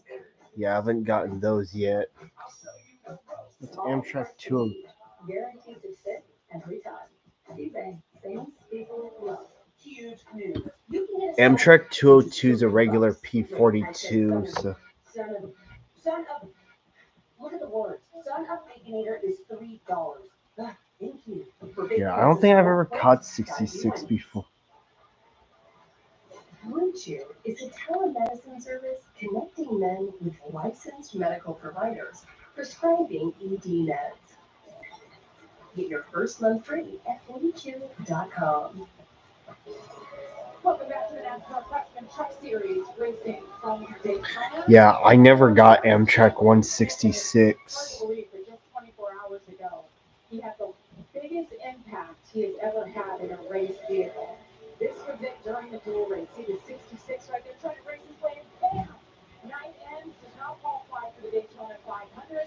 Also, 66 is not even on the Heritage Unit site anymore. Said he sort of basically hit the toe today and look, put it aside, do what key racers do, put that helmet on. Now he's looking to win this race. Well, if you're going to race, you're going to wreck. And I think that the thing that he'll probably go home and do now that he wrecked that cut car like that is go home and work on his safety system. That's usually what happens when you take a hit like that the first time. You're like, all right, all those things that they've been telling me about getting everything right, I need to really concentrate on because that hurt. And you can see how bad it hurt after he hit the fence. 100%. Just like the way you break down your car setup after a race. Jesus in there? Yes. What your safety setup is all about. Here. Ultimately, keep yourself healthy or be able to recover quicker in those type of scenarios. Thank you. Oh, there are no more cases? 54 laps to go. You do the cases? They're still in this bag. Just come back to pit lane that last time by and hop off the gear. Also, We're getting to the point where there's some gambling that might not be in that window yet, but it's. I think Amtrak 66 is either retired or scrapped because it's not on their website, on the Heritage Unit site anymore. Another Amtrak unit that I've seen in person before a long time ago is Amtrak 42, the former Veterans Unit. I saw it at an event in Sacramento like 10 plus years ago, and that was the only time I saw it in person. Yeah, by the time I started rail fanning, it was already out of service by that point.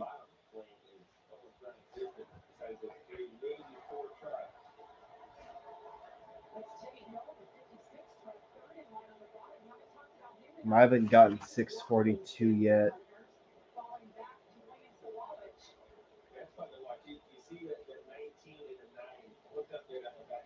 How much faster 642 is an ALC 64. It can't run out here in California because we don't have any of those overhead wiring apparatuses that uses. I would have to go up to the East Coast to the line it runs on. And that's how I'm going to catch it. And I'm also aware of Amtrak 164. I haven't caught it yet in its Phase 4 colors.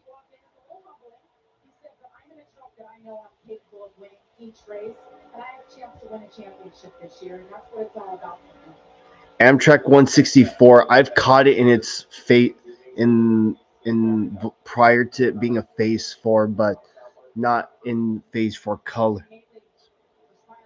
And yes, I was fortunate to get Amtrak 161 prior to it catching fire. I only got twice though. But hey, better late than never. Oh, wait a minute. Actually, yes, I did get 164 in its Phase 4 scheme. It was in mid 2023, so yeah, I did get it. I didn't think I did, but after looking at my videos, I sure did.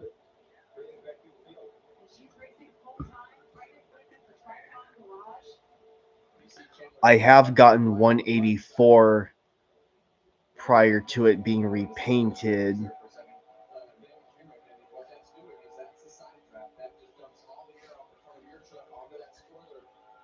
Yeah, the last time I got 184 was back in April 2023, so it's been a long time. I got Amtrak 184 in its Phase 4 scheme 11 times from 2021 to 2023.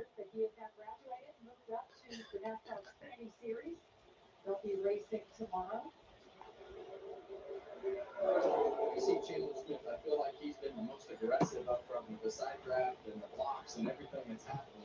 And for him, it's going to be busier because with the Fords that we saw up there before, we saw those Thor Sport trucks lined up with the plan. Now Chandler Smith is going to have to defend himself with the 19 truck and the 75 truck of Arthur Cleveland up on the outside because they want to lead. They don't care what manufacturer he's driving. They want to be up there and put themselves in the lead.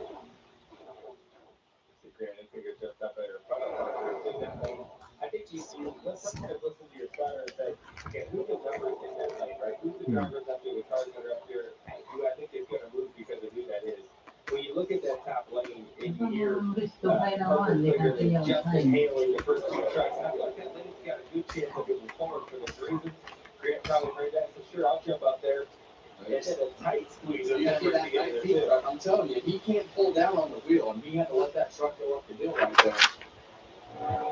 Oh, so I see.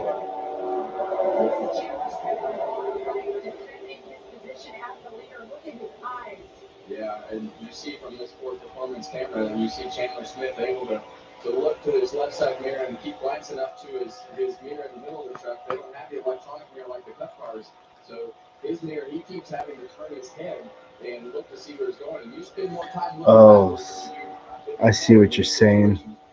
Yeah, when you're the leader, you're looking in the mirror the whole time, right? You kind of follow, you just kind of follow wherever that car behind you goes.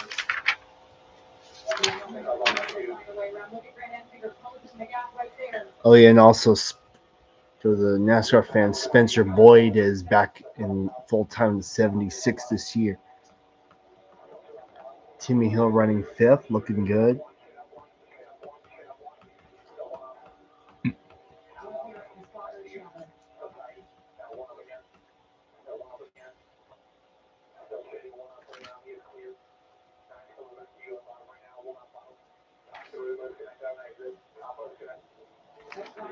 His spotter plays such a big role. You got to paint the picture for the driver of where the runs are coming from so you get there in time. You can't react too late because you'll just miss it, right? You got to know how it's going, where you're about to go. If you're prepared for that stuff, the moves aren't that sketchy. But when it's like last second, hey, move up top, move down low, like it happens too late, it's too slow, and that's where you get in trouble. And that's why I'm racing in the back. I think when you're racing in the front, you are able to do all the things that Chandler is doing right now of changing lanes, and that spotter is actively getting better and better, and that communication gets smoother and smoother, and the trust level just keeps going up from the driver's compartment. And then all of a sudden you're able to call those things a little bit tighter, be comfortable with those calls being a little bit tighter. Guys, we haven't talked about Ben Rose in a while. Stage number one. And I think those guys have purposely did what they did with the pit strategy and everything that they had and been ultra conservative. We've seen them be able to drive back to the front when they want to. Well, you mentioned that. Let's listen to Talk to Jesse's radio.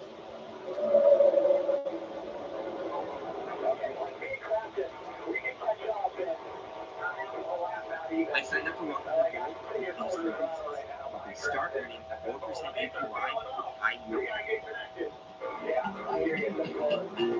Oh yeah, I got that video link you sent me. Just took a while to show up. It took a while to show up on my end. Tomorrow's race for me, it starts at 2 p.m. Pacific time. Together, I think is what they're thinking, and try to make as much speed as possible and draft off of those trucks so they get back on the racetrack to make it as much time as possible. Leffingwell Avenue. Ooh, those mechanical bells sound nice.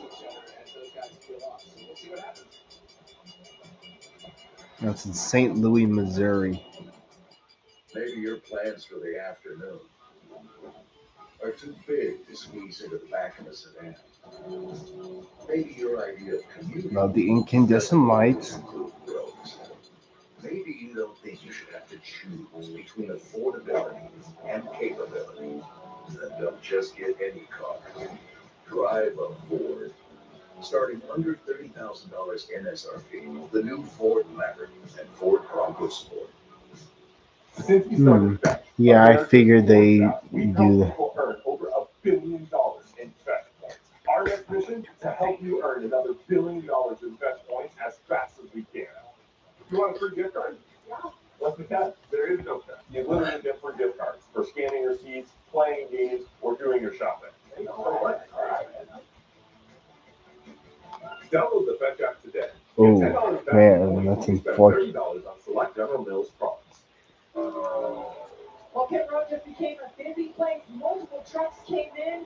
It was chaos for a moment. With the 9 truck right there, Brent Enfinger, you see he got it hit in the right rear. Ooh. Sideways coming in pit road, saved it, but he was hot coming in. I don't know if he was speeding. Yeah, he's going to be coming back here. That looked like a pretty blatant speeding penalty right there, but we'll see. Yep, Brent Enfinger has a speeding penalty and have to make a drive through. So that was all the Chevys. They all came in at the same time. Now you got the Ford still out there. The other group looks like the Toyotas. They're all heading. Oh, here they come. But what's going to happen is the Fords are going to be able to run longer because they kept repitting under caution every chance they can. So they got more gas in their truck. Getting under green, that's where you see the mistakes happen. 1 penalty so far.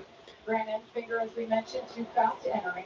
And these guys in the Fords are banking on their trucks being lined up and being able to run faster than all these trucks that have been a little bit disorganized here in the pit road.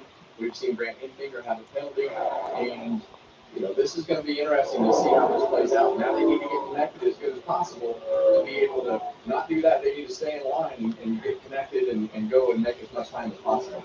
So what they're trying to do right now is they're going to try to, I call it sniff the draft off the trucks that just pulled off. Right? So they're up to speed. They're going as fast as they can. They're going to try to catch those single trucks that fall off the back of the other packs. They didn't have a good pit stop. And they're going to catch that draft and make their whole pack run faster. And they're going to try to make time. Oh, wow. You still got Christmas stuff up? It's not every day someone keeps their Christmas stuff up in the February. The ones in our house have all been taken down. These guys and gals are here to learn. They're here to understand how to race, and being able to make a green flag pit stop and have to do all this strategy and adapt to it is really, really good experience for all these guys. I like to see it. I mentioned mistakes. A couple of the Toyotas got speeding on pit road as well. Stuart Friesen in the 52, Toyota Reininger in the 5. And there's no speedometer on these trucks. This is all done by RPM, and I think it's even harder in the Truck Series and the Xfinity Series because you do it off the lights on your tack. It's not quite as easy to do as it is in the Cup car, but you want to push that as much as possible. You got to remember, these guys didn't get any practice throughout the day, so they didn't get to run up and down pit road and really get that dialed in on their pit road speed. But this explains why they gave up the lead earlier in the race to get all the Fords together. He said, we're getting the Fords together in the goofy strategy. Here's the goofy strategy. Now, here's what I'm talking about when they're going to make speed. See how they're catching partner. Oh, crash. Clay Greenfield just wrecked hard. Until now, Greenfield hard into the inside wall. That'll bring out our 6th caution of the night. So all the Chevrolets pitted, all the Toyotas pitted, Ford's still out there. And this is the risk. Dang, that truck is wrecked. After they make their green flag pit stop, they're battling it out just between themselves. But if the caution comes out like it just did, now they have to pit. All the other trucks have already pitted and are still on the lead lap. They're in trouble. Here's what happened at Clay Greenfield. 95 truck, the yellow one. 2-4 again. And third time. Wow. Third one tonight. Those trucks and all the cars go over that. Good Lord. We talked about it all night. They just get free right there. Sometimes they get tight. You wind up with wheel, but then it snaps. So that loose condition has definitely popped up several times tonight. I think it's just getting worse and worse over the years. I don't remember it being this bad in the Truck Series. It seems like just over time, the track loses grip, right? The asphalt gets a little bit worn out. Yeah, at least when the weather warms up, you'll have longer days to catch stuff. You want your truck to go fast on the straightaways, but you gotta have some handling, especially late in the run and the tires wear out like we had right there. Yeah, it's easy to talk yourself into taking drag out of the truck. Well, I think we did this and we did that. Take a little grip out. I think it'll be okay. I think last year, we were fine. And then you get to the racetrack, like, oh my God, I need to drive this thing. It is out of control. Yeah, you gotta make the setup better. You do all the other things. We're gonna find mechanical grip by doing this, this, and this. And we'll take a little bit of downforce effort to help, go down the straightaway. But Can't beat grip, Joe. it's hard to beat your later run. Can't beat grip from that down. Joey, what's the difference in the Cup car coming off turn 4 in that same situation? How does that compare? Hold on a moment. There's a lot of similarities. I think one of the things that's really different with the trucks to the Cup cars is the side force piece. Right, when the trucks are side by side, the inside truck is going to get freer. Whereas the cup cars now, they you can be side by side, and it doesn't make the bottom car loose anymore. Just the way the cars are built, the bodies are a lot different. We don't rely on the side cores in the cup series as much. Yeah, I think that as we see all of these incidents that we've had off of turn 4, there's just several scenarios right here. It started right off the bat with the 45 truck, and see him just get a little bit loose and check that line up and get some contact from the back. Same thing here with 5. Turn 4 has just been really, really tough for these trucks to stay gripping in Greenfield here. Almost followed the tire marks all the way to the wall. So very common problem, and we've seen that with trucks on the outside behind them. And that truck of Clay Greenfield we saw with nobody even around him just spun out. You said it, those tire marks tell a story. That's right. Absolutely. So pit road is closed right now. 30 laps to go from Daytona. We're under caution for the 6th time. So that big incident right there by Clay Greenfield. When my doctor gave me Breztri for my COPD, I noticed things changed. Breztri gave me better breathing starting within 5 minutes. It also reduced flare-ups. Breztri won't replace a wrestling inhaler for sudden breathing problems. It is not for asthma. Tell your doctor if you have a heart condition or high blood pressure before taking it. Don't take Breztri more than prescribed. Breztri may increase your risk of thrush, pneumonia, and osteoporosis. Call your doctor if voice and breathing, chest pain, mouth or tongue swelling, problems urinating, vision changes, or eye pain occur. Ask your doctor about Breztri. It ain't my dad's razor, Dad. Hey, watch it. It's from Gillette Labs. This green bar releases trapped hairs from my face. Game changer. Well, flex this contours to it. So the 5 blades can get virtually every hair at once for the ultimate Gillette shaving experience. The best of it you get is Gillette Labs. What do you got there, Larry? Time machine? You gonna go back and sell the pyramids we built or something? Nope. Helen and I want to go on vacation, so I'm going to go back to last week and buy a wooden ladder. Can I come? Only room for one. How am I getting home? Sit down my lap like last time, Ronald. Fine, but I'm bringing this. Alright. Or you could try one of these savings options. The right money moves aren't as far-fetched as you think. There it is. See? Told you it's gonna all work out. Thanks you for me. Queen is here! The Royal Jewel. Presenting Tyson highly rated boneless chicken nuggets. Always been Tyson. Aerial coverage provided by Goodyear, celebrating 100 years of an American icon. The Goodyear blend. And what beautiful shots it is. Absolutely gorgeous. 9th year in Daytona. Lit up. Everything's sold out. The infield, all the camping. Grandstand will be sold out on Sunday. Looking forward to the Daytona 500. Here we go. Here comes all fours at the pit stop.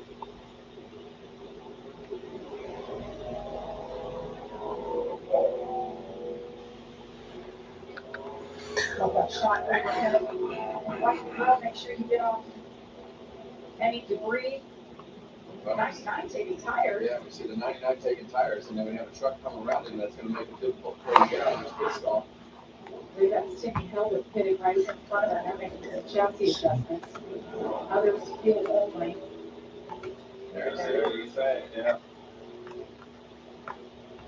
They lost most of the track position anyway, so they put 4 tires on most trucks. That maybe 2 or fuel only most likely, so they lose a whole bunch there. But as fast as that truck is, I like the fact that it'll have more grip. Think you're right down. Michael McDowell shown as the leader. Stay with us. We're live from Daytona.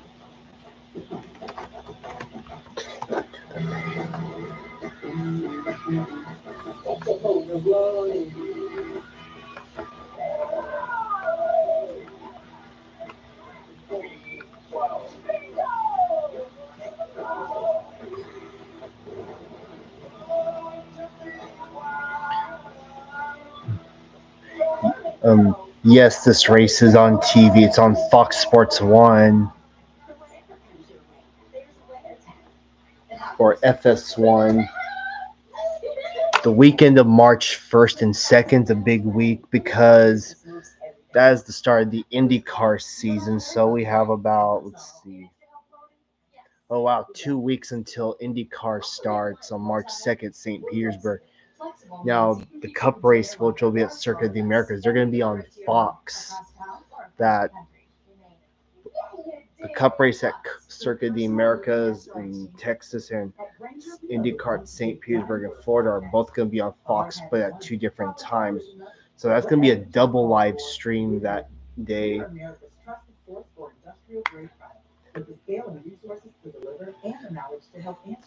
Yeah, Dale's pretty much done racing in NASCAR, but however, though, he still races in the late model series.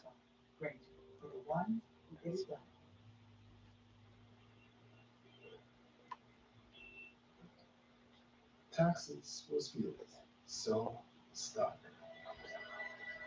Now Taxes is having a TurboTax expert who does your taxes from start to finish.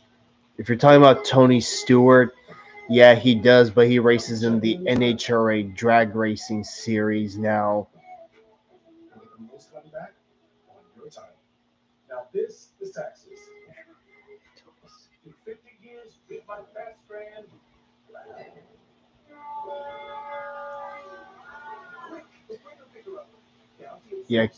Yeah, Kevin Harvick, he still races too, but races like in also he also does some like late model type stuff, and also on top of that, he's trying to get his son Keelan Harvick racing too.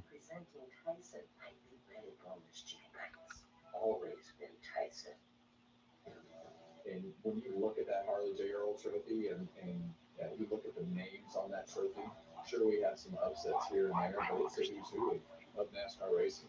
And when you look at the history and everything that goes with the Daytona 500 and what that means to our sport, there's just nothing that matches it, in anything else that we do on the schedule. I'll be live at 2 o'clock tomorrow. Kevin gives his expert opinion on top storylines that brings the biggest names in sports and entertainment and into the racing world. Kevin Harvick's Happy Hour, presented by Echo Park Automotive. Happy to have Kevin Harvick joining us in the booth, and of course, Joey Logano. So fun to hear your guys' insight and perspective, especially during commercial break. It's fun to banter back and forth. Well, it is fun, and you go back to the podcast, it's fun to be able to interview guys like Joey and all the different guests that we have, and it's fun to be able to hear the current guys talk about racing. I'm a couple of years, I'm working on my second year removed, so that makes it interesting to see if anything's evolved or changed. We have a big day tomorrow. Yes, we're doing an interview with myself and Roger Penske. Yes. Which I've never done a sit-down interview with my boss before, so I'm looking forward to this. Yep, that's right. When I asked for that, I was like, well, I don't know that we can make this work, but it would really be fun to have those two together to be able to talk about your championship, but also just so many different things that fell together when you went to Penske. So I'm interested. I'm not going to give you a lot of insight on my question. Go heads up. I don't want you to have to sleep on all the hard answers. Looking forward to seeing that. Of course, that'll air on Sunday before the Daytona 500. 11:30 Eastern is when our coverage begins. Get those hard questions again. Let's check in with Reagan. How you doing, Reagan? Well, Jake, just a couple of quick updates for you. Michael McDowell currently in the 14th position. They wanted to pit with their teammates under that green flag cycle. He could not get to the bottom to do that, so this caution, not something they wanted. They were at the mercy of the boards who they were running with at the time, and they had not stopped yet. That was the only plan that they could have. And then the one truck of Williams Sawalich having a very good night tonight, been running just outside of the top five the majority of the evening. But keep an eye on this as it plays out and the race gets closer to the end. He is struggling to get to the bumper of the trucks in front of him. Oh yeah, tomorrow's Xfinity race will not be on Fox, but rather the CW, and which is a channel I also am fortunate enough to have. Running seventh there, looks like he's going to line up eighth on the outside, but sometimes just being in the middle of the pack when everybody else starts pushing, you wind up being a little closer to the guy in front of you regardless. Yeah, and being in the middle of the pack at this point is not where you want to be. Coming down with 25 laps to go, it's going to get aggressive, right? Things get pushed, we're going to get more aggressive. All right, back to green. Big restart for Gio Ruggiero there. Raja threw them at 71, didn't have a chance on that restart. Well, it's the first time he's been up there tonight, and as we talked earlier, there's just there's things that happen that we see that outside world start to form. An 88 truck, we saw how fast that he was with the 98 truck right behind him. He's got all of his teammates around him. Those guys have done a great job of staying formed up tonight. But as Joey said earlier, his competitors have learned they're fast and the top line will work, and they're just going to get in front of them. And Ben Rose says, the heck with you guys, I'm just moving forward. Ducked out a line from his teammates. The 38 and the 34 shot down the middle and carried a ton of speed, got their way up top, and now they're leading that third lane and looking like they're going to be in control of this race by the time they get into turn one. Tanner Graham talked about him in the 15 truck just behind Gio Ruggiero. 3 wide once again at Daytona. And we see a lot of those Toyotas in the middle lane all formed up. So this has definitely become more team-oriented than I've seen before. And the Fords have really done a good job all night of doing that as the Toyotas are joined up in the middle row. But Gio Ruggiero, this is his Truck Series debut. Yeah, we see Gio. He knows which lane all of his friends are in. The front of Motorsports teammates running the high lane. With Raja down there on the bottom. Raja pulls in that 71 truck. You see it wiggle a little bit there off the turn 4 to 17 around group. It's just uncomfortable watching. They get 3 wide, there's even less room. They're going to be tighter on your filler, which is going to make you even freer. If your truck's not handling good, not comfy. Here's Chandler Smith trying to control the lead right now. Even if he has any friends. He's done a great job of controlling that lead, and he's definitely been aggressive with those blocks and trying to control the speed of each lane and get down and block the lane that's coming the fastest. And right now, he's got that 34 truck of Lane Riggs behind him on the top crew and the Toyotas on the bottom.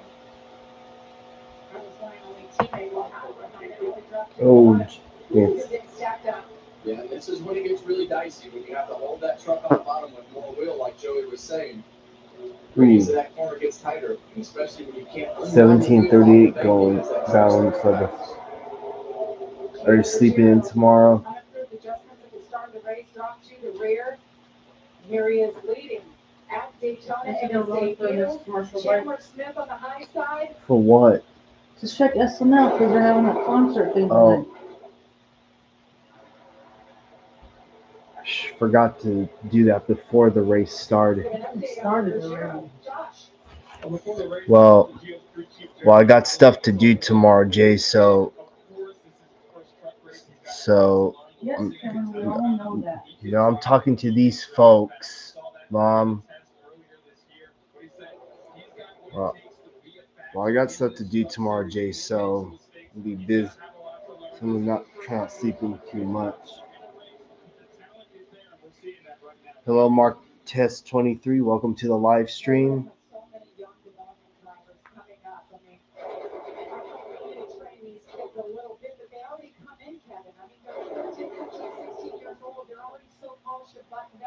Toyota goes out and scouts these kids from across the country and then finds places to put them, and that's why you're seeing It's 6:39 p.m. Pacific time.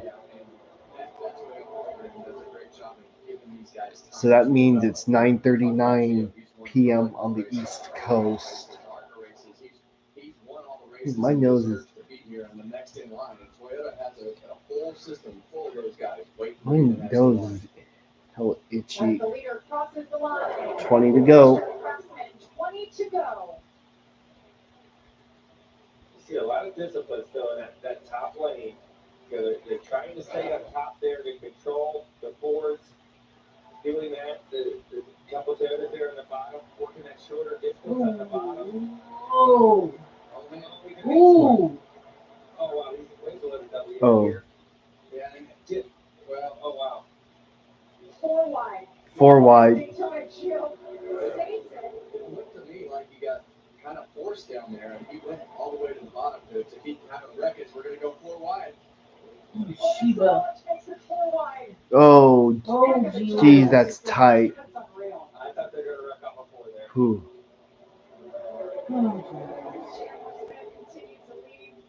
Daniel Hemrick is up there in 5th.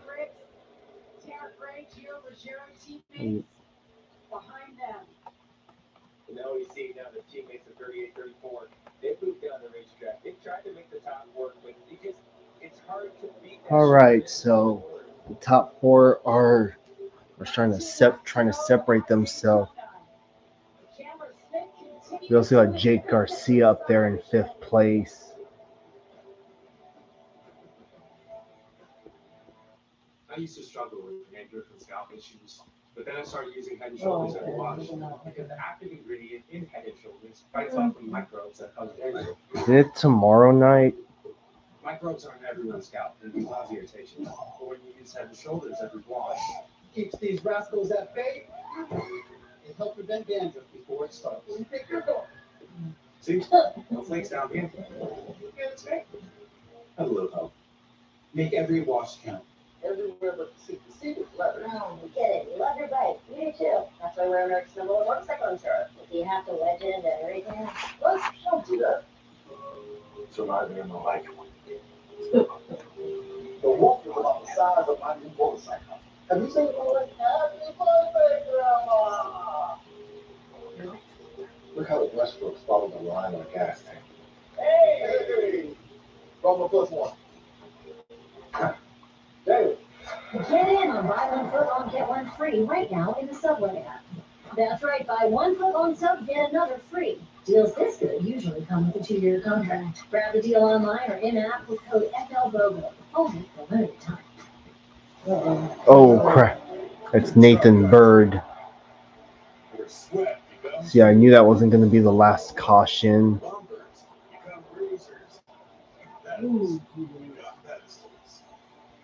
So far, turn 4 has been the issue. People getting loose off that corner, and Matt Crafton's in it. Oh, man. Welcome to the NASCAR Craftsman Truck Series. Raja Caruth's in that also. And there's Jack Wood. So that's one Bill McAnally truck wrecked.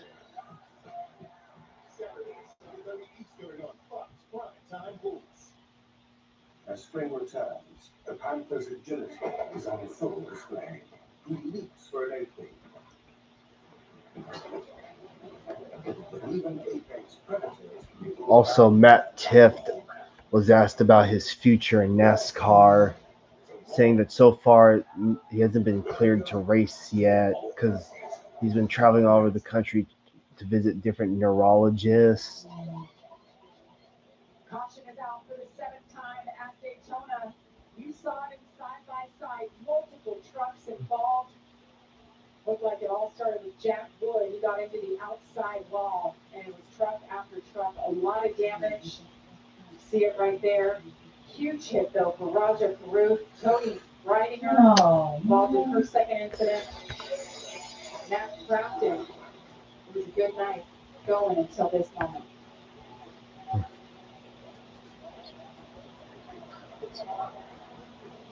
I'm seated. We're trying to see where exactly this all started right here. Yep, just got hooked. What do you see there, Joseph? Trouble. I think there's a checkup early ahead of them when the 11. Let's watch that back one more time. Yeah, it's already kind of started there. Dang, that's Michael McDowell. Dang, he got hard hit. Get to the outside of the truck that was in front of him. He didn't need to. And I think he lifted. You're right here. The 19 or the 11. Yeah, that's good. You're all good. I think they, Well, for trucks, well, obviously, my favorite drivers have switched around over the years. Daniel Hemrick is taking the place of my favorite driver, Chris Nickis, so I'll definitely be pulling for him, especially since the team he drives for is from Roseville, California, which is 1 hour from where I live in Roseville. But I obviously have other favorites too. Ben Reddish doing the right rear quarter panel there, and it just sets this wreck off. You gotta think, I mean, you're all over the truck in front of you. All you see is rear spoilers. Next time I'll just let grandma have it, but not eat the whole thing in one sitting.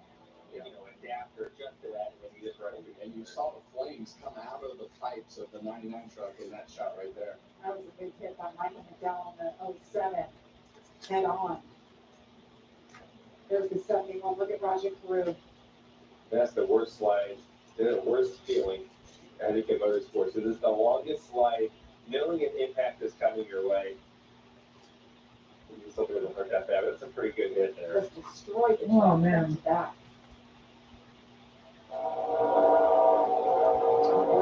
Performance on board Captain Jesse. And that's what I'm talking about right there. Like, you didn't hear a lot of throttle lift. I guess you can see that was a medium-sized big one. Ben Rhodes he was the one seeing all the action. Those guys, at this point in the race, it's just push until something happens. And unfortunately for all of them, the something that was happening was two trucks in front of them, and they kind of pushed. They can fix that hood on the 5 truck. 8 trucks involved. You just have to tape it down. Caution of the night. You think about how fast your reaction times have to be. Right? If you're right on that truck in front of you, they lift. You have to be ready to go to the brakes that quick. And you're not ready for it. Right? You're thinking you're wide open, you're aggressive, you're going to push down the straightaway, we're going to move our lane. You know what's going on this weekend? It's a little bit What? wonky. It's the All-Star weekend. It's going to set off the chain reaction. And tomorrow That's why down the highway is the Chinese New Year parade, too. Right? It gives you time for that. But in racing, See, look, that's what the Goodyear blimp looks like. That's what Daytona looks like from the Goodyear blimp. Yeah, I was going for So 15 laps to go from this point. So race recap of what we've seen. And what is that? There's Brings out the first caution of the night. That's off turn 4 we talked about. Again, that slide straight into the wall. His night is done. Yeah, we had definitely put plenty of tire marks there with trucks spitting out off the turn. Yeah, Matt Crafton led 9 laps tonight. That's more than he did all of last year. And she got old tire marks, and she got away with that first one right there. She was able to continue after that. She was involved in this lap stop. Ben Rhodes picks up his first stage win since 2023. And Matt Crafton, the night he's had trouble, they had to swap things on pit road. He drives from the back to the front, picks up stage win. Stage number 2, and Tyler Ankrum brings out the caution after losing an engine. So Daytona Beach has a Cancer Institute Center in Daytona Beach, Florida, and one of their sections they named it after Sherry Pollitt. And then here we have the final crash. I guess you can call it the big one. Quite a few cars tore up, or trucks tore up in this one. Yeah, 2 of those trucks, as we see, 71 truck hit the wall really hard right there. Mangled both ends of that truck, but you know, the 88 and the 99 back in the middle of that pack got torn up in that accident. 2 of the trucks that we thought were the fastest, some of the fastest trucks. And this is where you're kind of in a tough spot. Yes. You got 14 to go right now. You're going to say we're going to go green, maybe 12 to go, something like that. You're in the middle of the Hornet's Nest. There's a really high likelihood of crashing at that point. You're in the middle. You're not as far forward as you want to be, but you don't want to ride in the back because then you have no chance of winning. But you're just in the wrong spot. That's why this whole point up to this point of the race, you were trying to position yourself to be ahead of that spot. Those guys that are 15th are in a scary place. We'll step aside. Trevor Smith can hang on. Take the win at Daytona.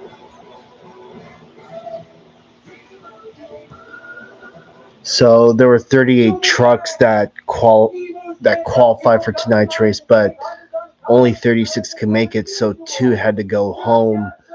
Those 2 were Brian Doza in the 28 for FDNY Racing and Justin Carroll in the 90. I think this is the first time in a long time I've seen a truck race without the FDNY number 28 in it. Oh well, he'll be back for Talladega and next year. I got perfect and double pepperoni. Rob, we got double pep. I get double pep. Dude, Bundle Bros. Bundle Bros.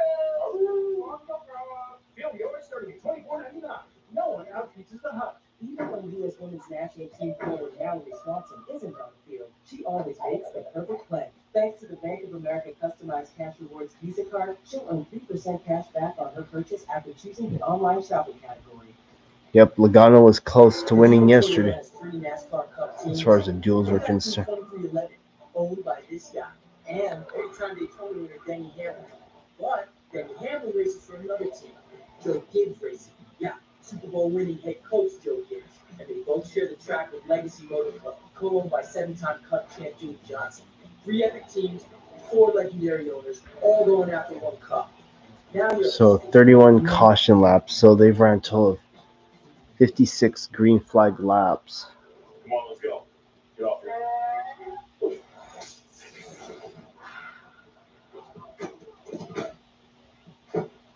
Touchdown! Woo! Mountain Dew!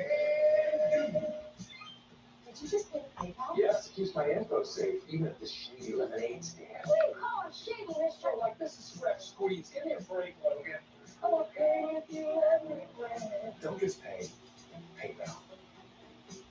This copyrighted telecast may not be reproduced, retransmitted, or used in any form without the authorized written consent of NASCAR Broadcasting. NASCAR would like to thank all of our fans for your support, and we hope you enjoy today's broadcast.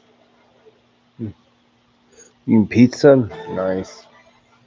We're in San Jose for Mountain West Hoops, Nevada Wolfpack, and star Nick Davidson taking on the San Jose State Spartans. It's all coming up next. So that's what their team is called, the Spartans. The field for the 67th running of the Daytona 500. Coverage of the Great American Race kicks off at 11:30 a.m. on Fox, with a race schedule for 1:30 p.m. As we get set for the restart, let's listen to Chandler Smith's radio.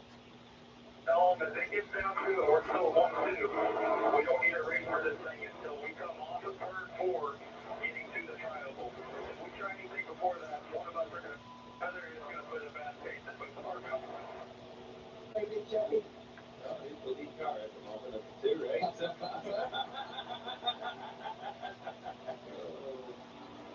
Tough racing with teammates, right? You need their help, but everybody wants to win. All right, green flag.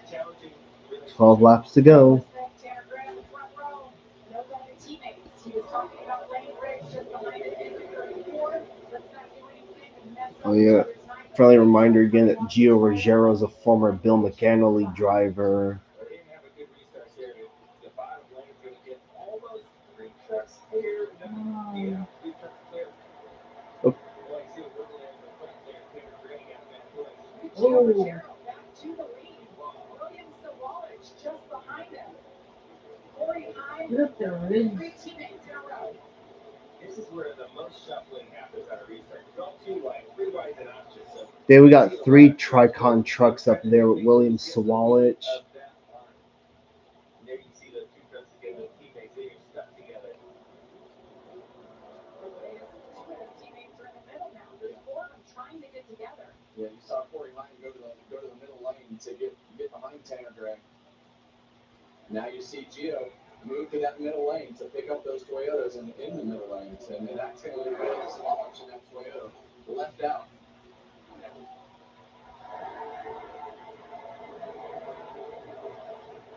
Gio's job now is to block 3 lanes.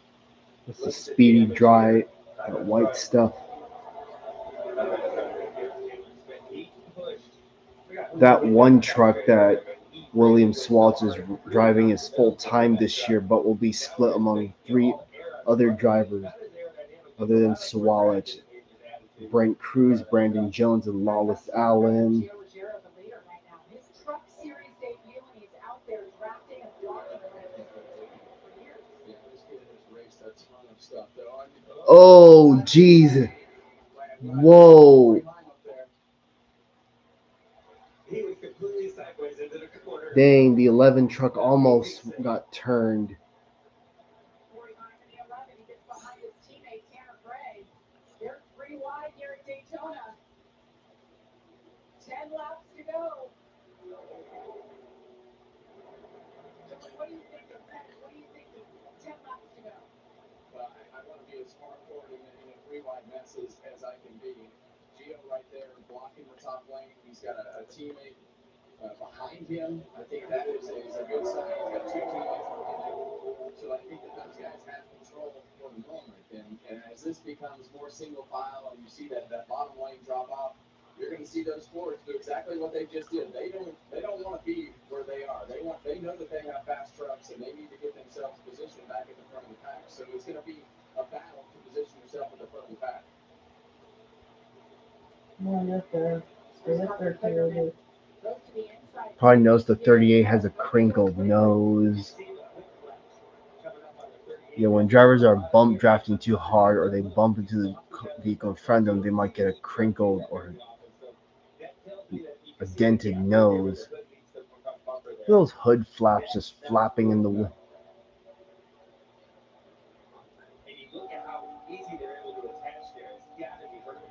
Oh wow, we got Johnny Sarter back in the top 10. Got Bailey Curry, Grant Enfinger.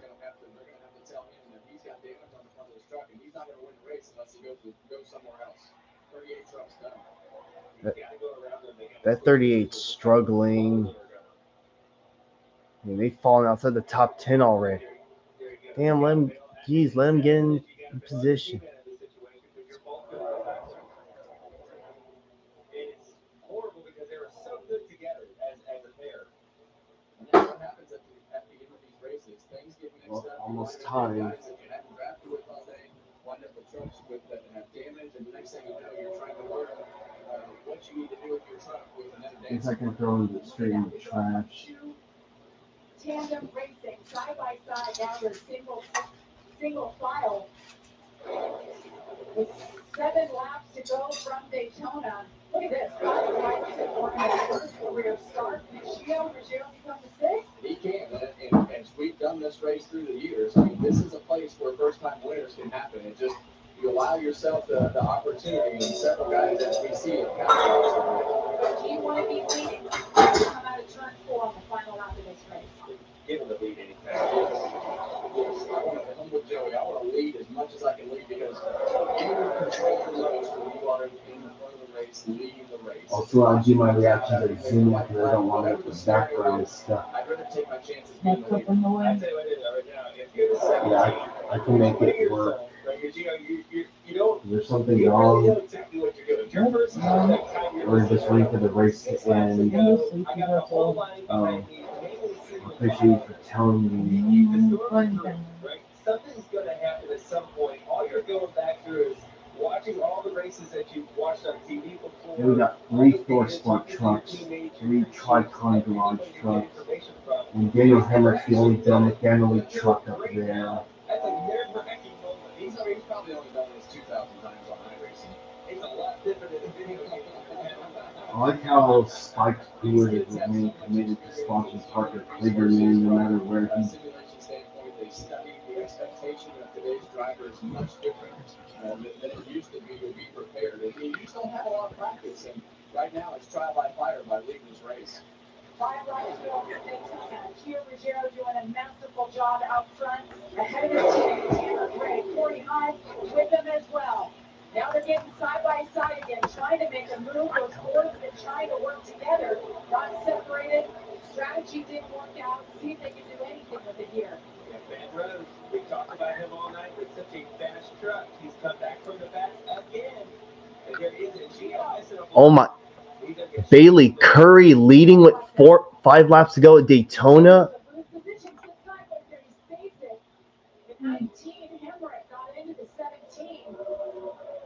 Wow. Who would have thought Bailey Curry would be up here? All right, everybody. We got 4 laps to go in the Truck Series season opener at Daytona, and man, things are picking up. Dane Kligerman's up to 3rd now. Oh, yep.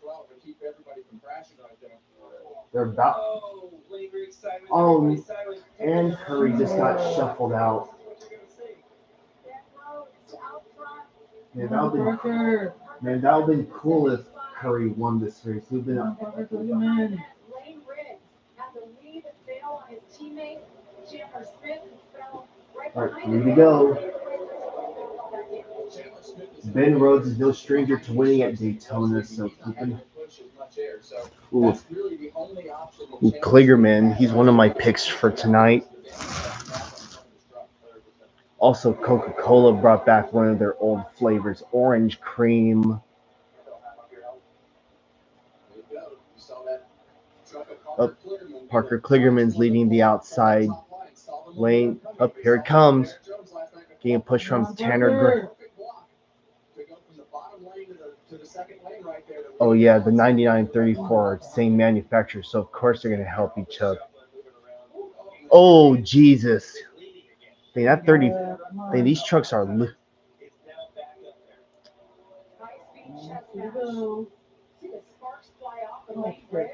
on, Parker. Go. And that's what Lane Riggs needed. He needed that. He needed a Yes, truck come on, that was Parker. fast enough. Even though Ben Rhodes has damage, I don't like how the reflection in the light is. Yeah, that's all right. not hanging with the back bumper of that 34. Me change. Look at the alliances here. You have Parker Kligerman is a Chevy. He's by himself. He's got two Yeah, you can Toyotas turn this behind him off. in that lane. I'm You not can feeling turn too it off. good about Parker. I hate that reflection. It's so low. The 17 trying to shoot through the middle. Look out. The 99 veterans, the leader there in the bottom. Holy crap! Are we actually gonna make it to the white flag? Are you serious? Are we seriously gonna make it to the white flag? No overtime?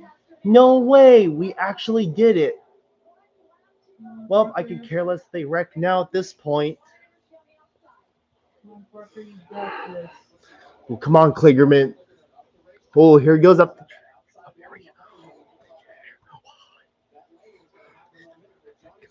Yeah. Yeah, come on. Come on, crashing. No. Oh, wiggle. Johnny. Oops. Oh, shoot. Oh, there they go. There they go. They're crashing. No. It's just two. Oh, wow. They're. Oh, Lane Riggs. Oh, there they go. No. Oh, they're crashing. No, just Lane Riggs. Just a couple. Here they come. Parker. What? No way. Parker's gonna win because of the Parker. What? What? Please. No way. Did Parker Kligerman just win that?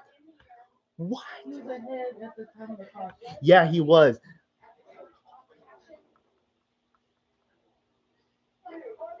No way. He actually did it. Yes!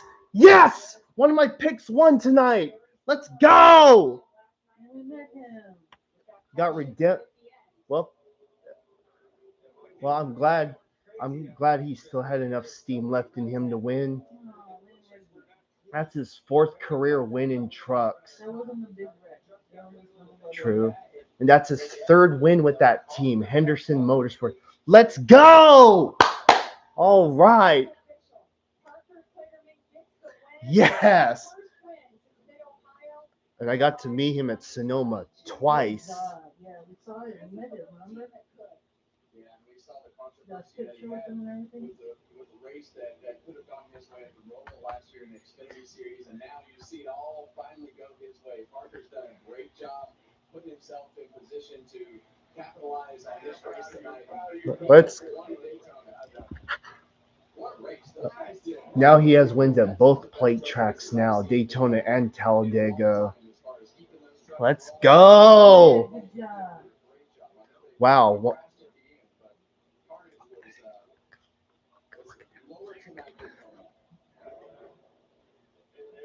Didn't look like it was easy to drive. Whether they're getting pushed or just driving by themselves on the turn.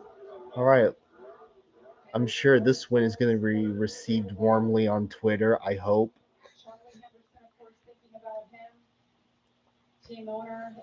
I've been waiting. Well, I never thought I'd see this day. Oh, yeah.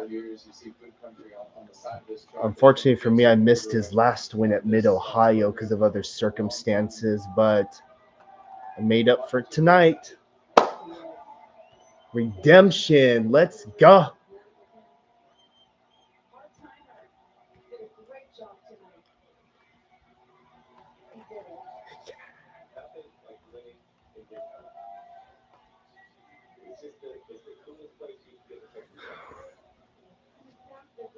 But hey, they went the con. Well, at least it didn't. This night didn't end in controversy. Hey, Jason White from Canada got top 10. There's two drivers. There's two drivers named Jason White. Daniel Hamrick 8. Yeah, and those guys did a great job. Oh boy. And Chandler Smith did a great job. Gio, you see all those really young guys. Justin Haley finished 6th. Daniel Hamrick 8th in his first race with Bill McAnally. That's the tough part about this. You can have a great night and just not get to the Frankie Muniz 11 in his first race full-time season. Hell yeah.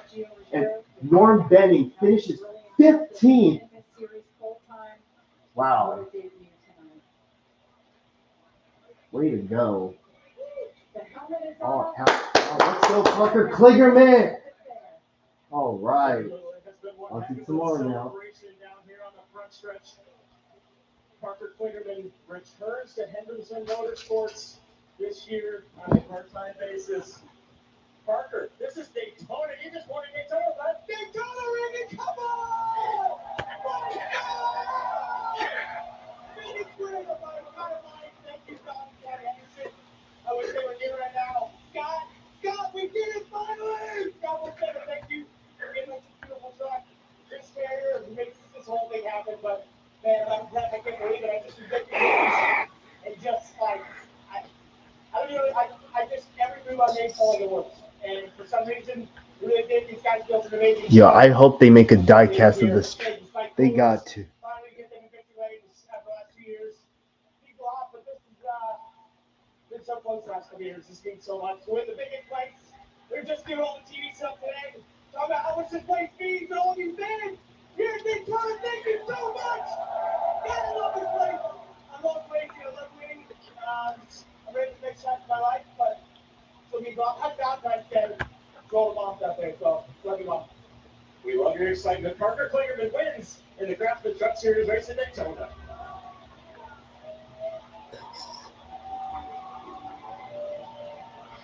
And off-camera, Corey Heim has been just giving so much praise to Gio Ruggiero tonight and how well he did out there. And Corey, I know you were a little bummed over the radio after this race, but your team reminded you it was a great points day and the future is ahead. How would you summarize it?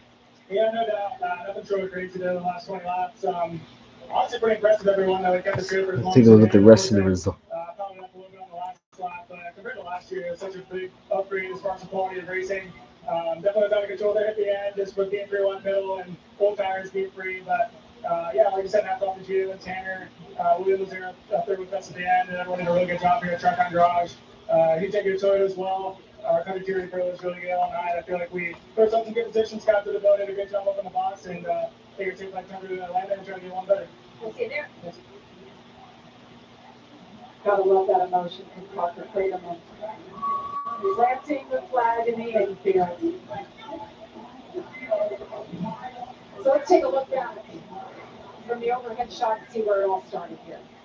Well, you see, they're obviously 3 wide off of turn 2, and as they head down the backstretch, Parker in the top lane right there. You see the 66 and the trucks behind him start to get Yep. Once they went south. Yeah, Ben. In the bottom lane, shot him up the racetrack into the 66, and that kind of turned it all. And Kenner Gray was sideways. Yeah, I really thought down the back straightaway there. And he just. With Johnny Sauter had the gap to Parker. He was out there pretty far. Had the push coming to him. That was going to be their run that was going to take the lead right here down the back straightaway. I thought that run right there was going to clear the 99. He was going to be able to get underneath it, but that push wasn't clean. And that's really what changed everything. All the other pushes weren't clean. When you get to the end of these races, okay, Mom, go ahead. Happens, and that's what happened right there. You just have the biggest pushes that you've had all night. But this is also the reason that you want to be the leader. Just as we talked earlier in the race, you want to be in the lead to take control in case this happens, because 9 times out of 10 it does. This is the second crash, if you will. There was one. Someone found this old Tony Stewart IndyCar shirt.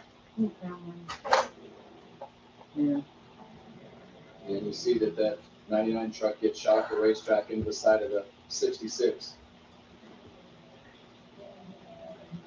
Unbelievable shots. Well, after it was all said and done, it was all about Parker Truman getting the win. It's been a great night for Joey Logano, Kevin Harvick, Amanda Music, Josh Sims, Regan Smith, and our entire Fox Sports team. I'm Jamie Little. Our coverage race tomorrow on Fox Sunday. Our coverage for the Daytona 500 at 11:30. Right now, it's Hoops. Silicon Valley on a Friday night. You got your corporate Valentine's Day plans now.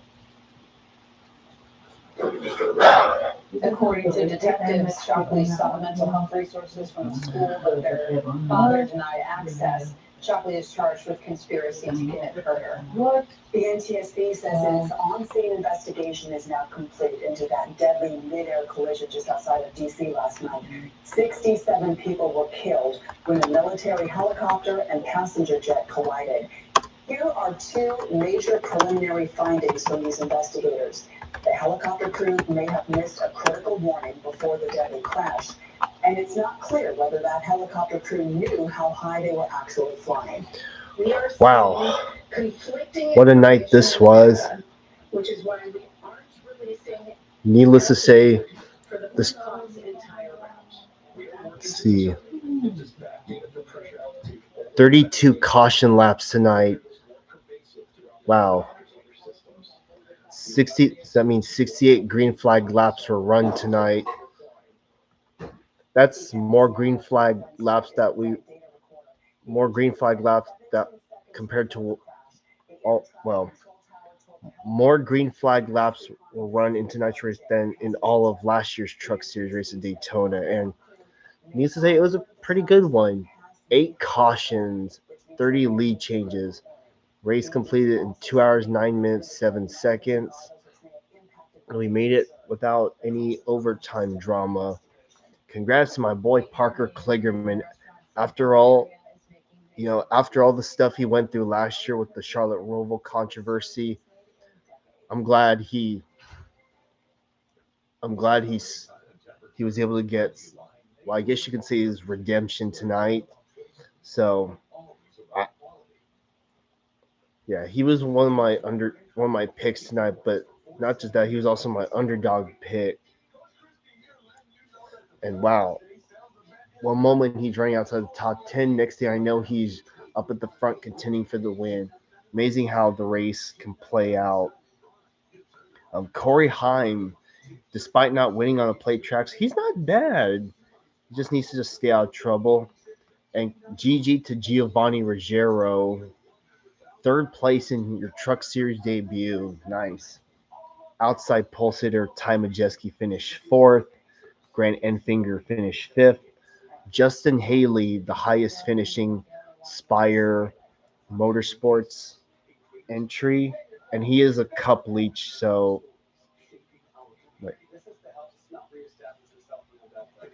he is technically a Cup leech, but either way, not a bad night for him.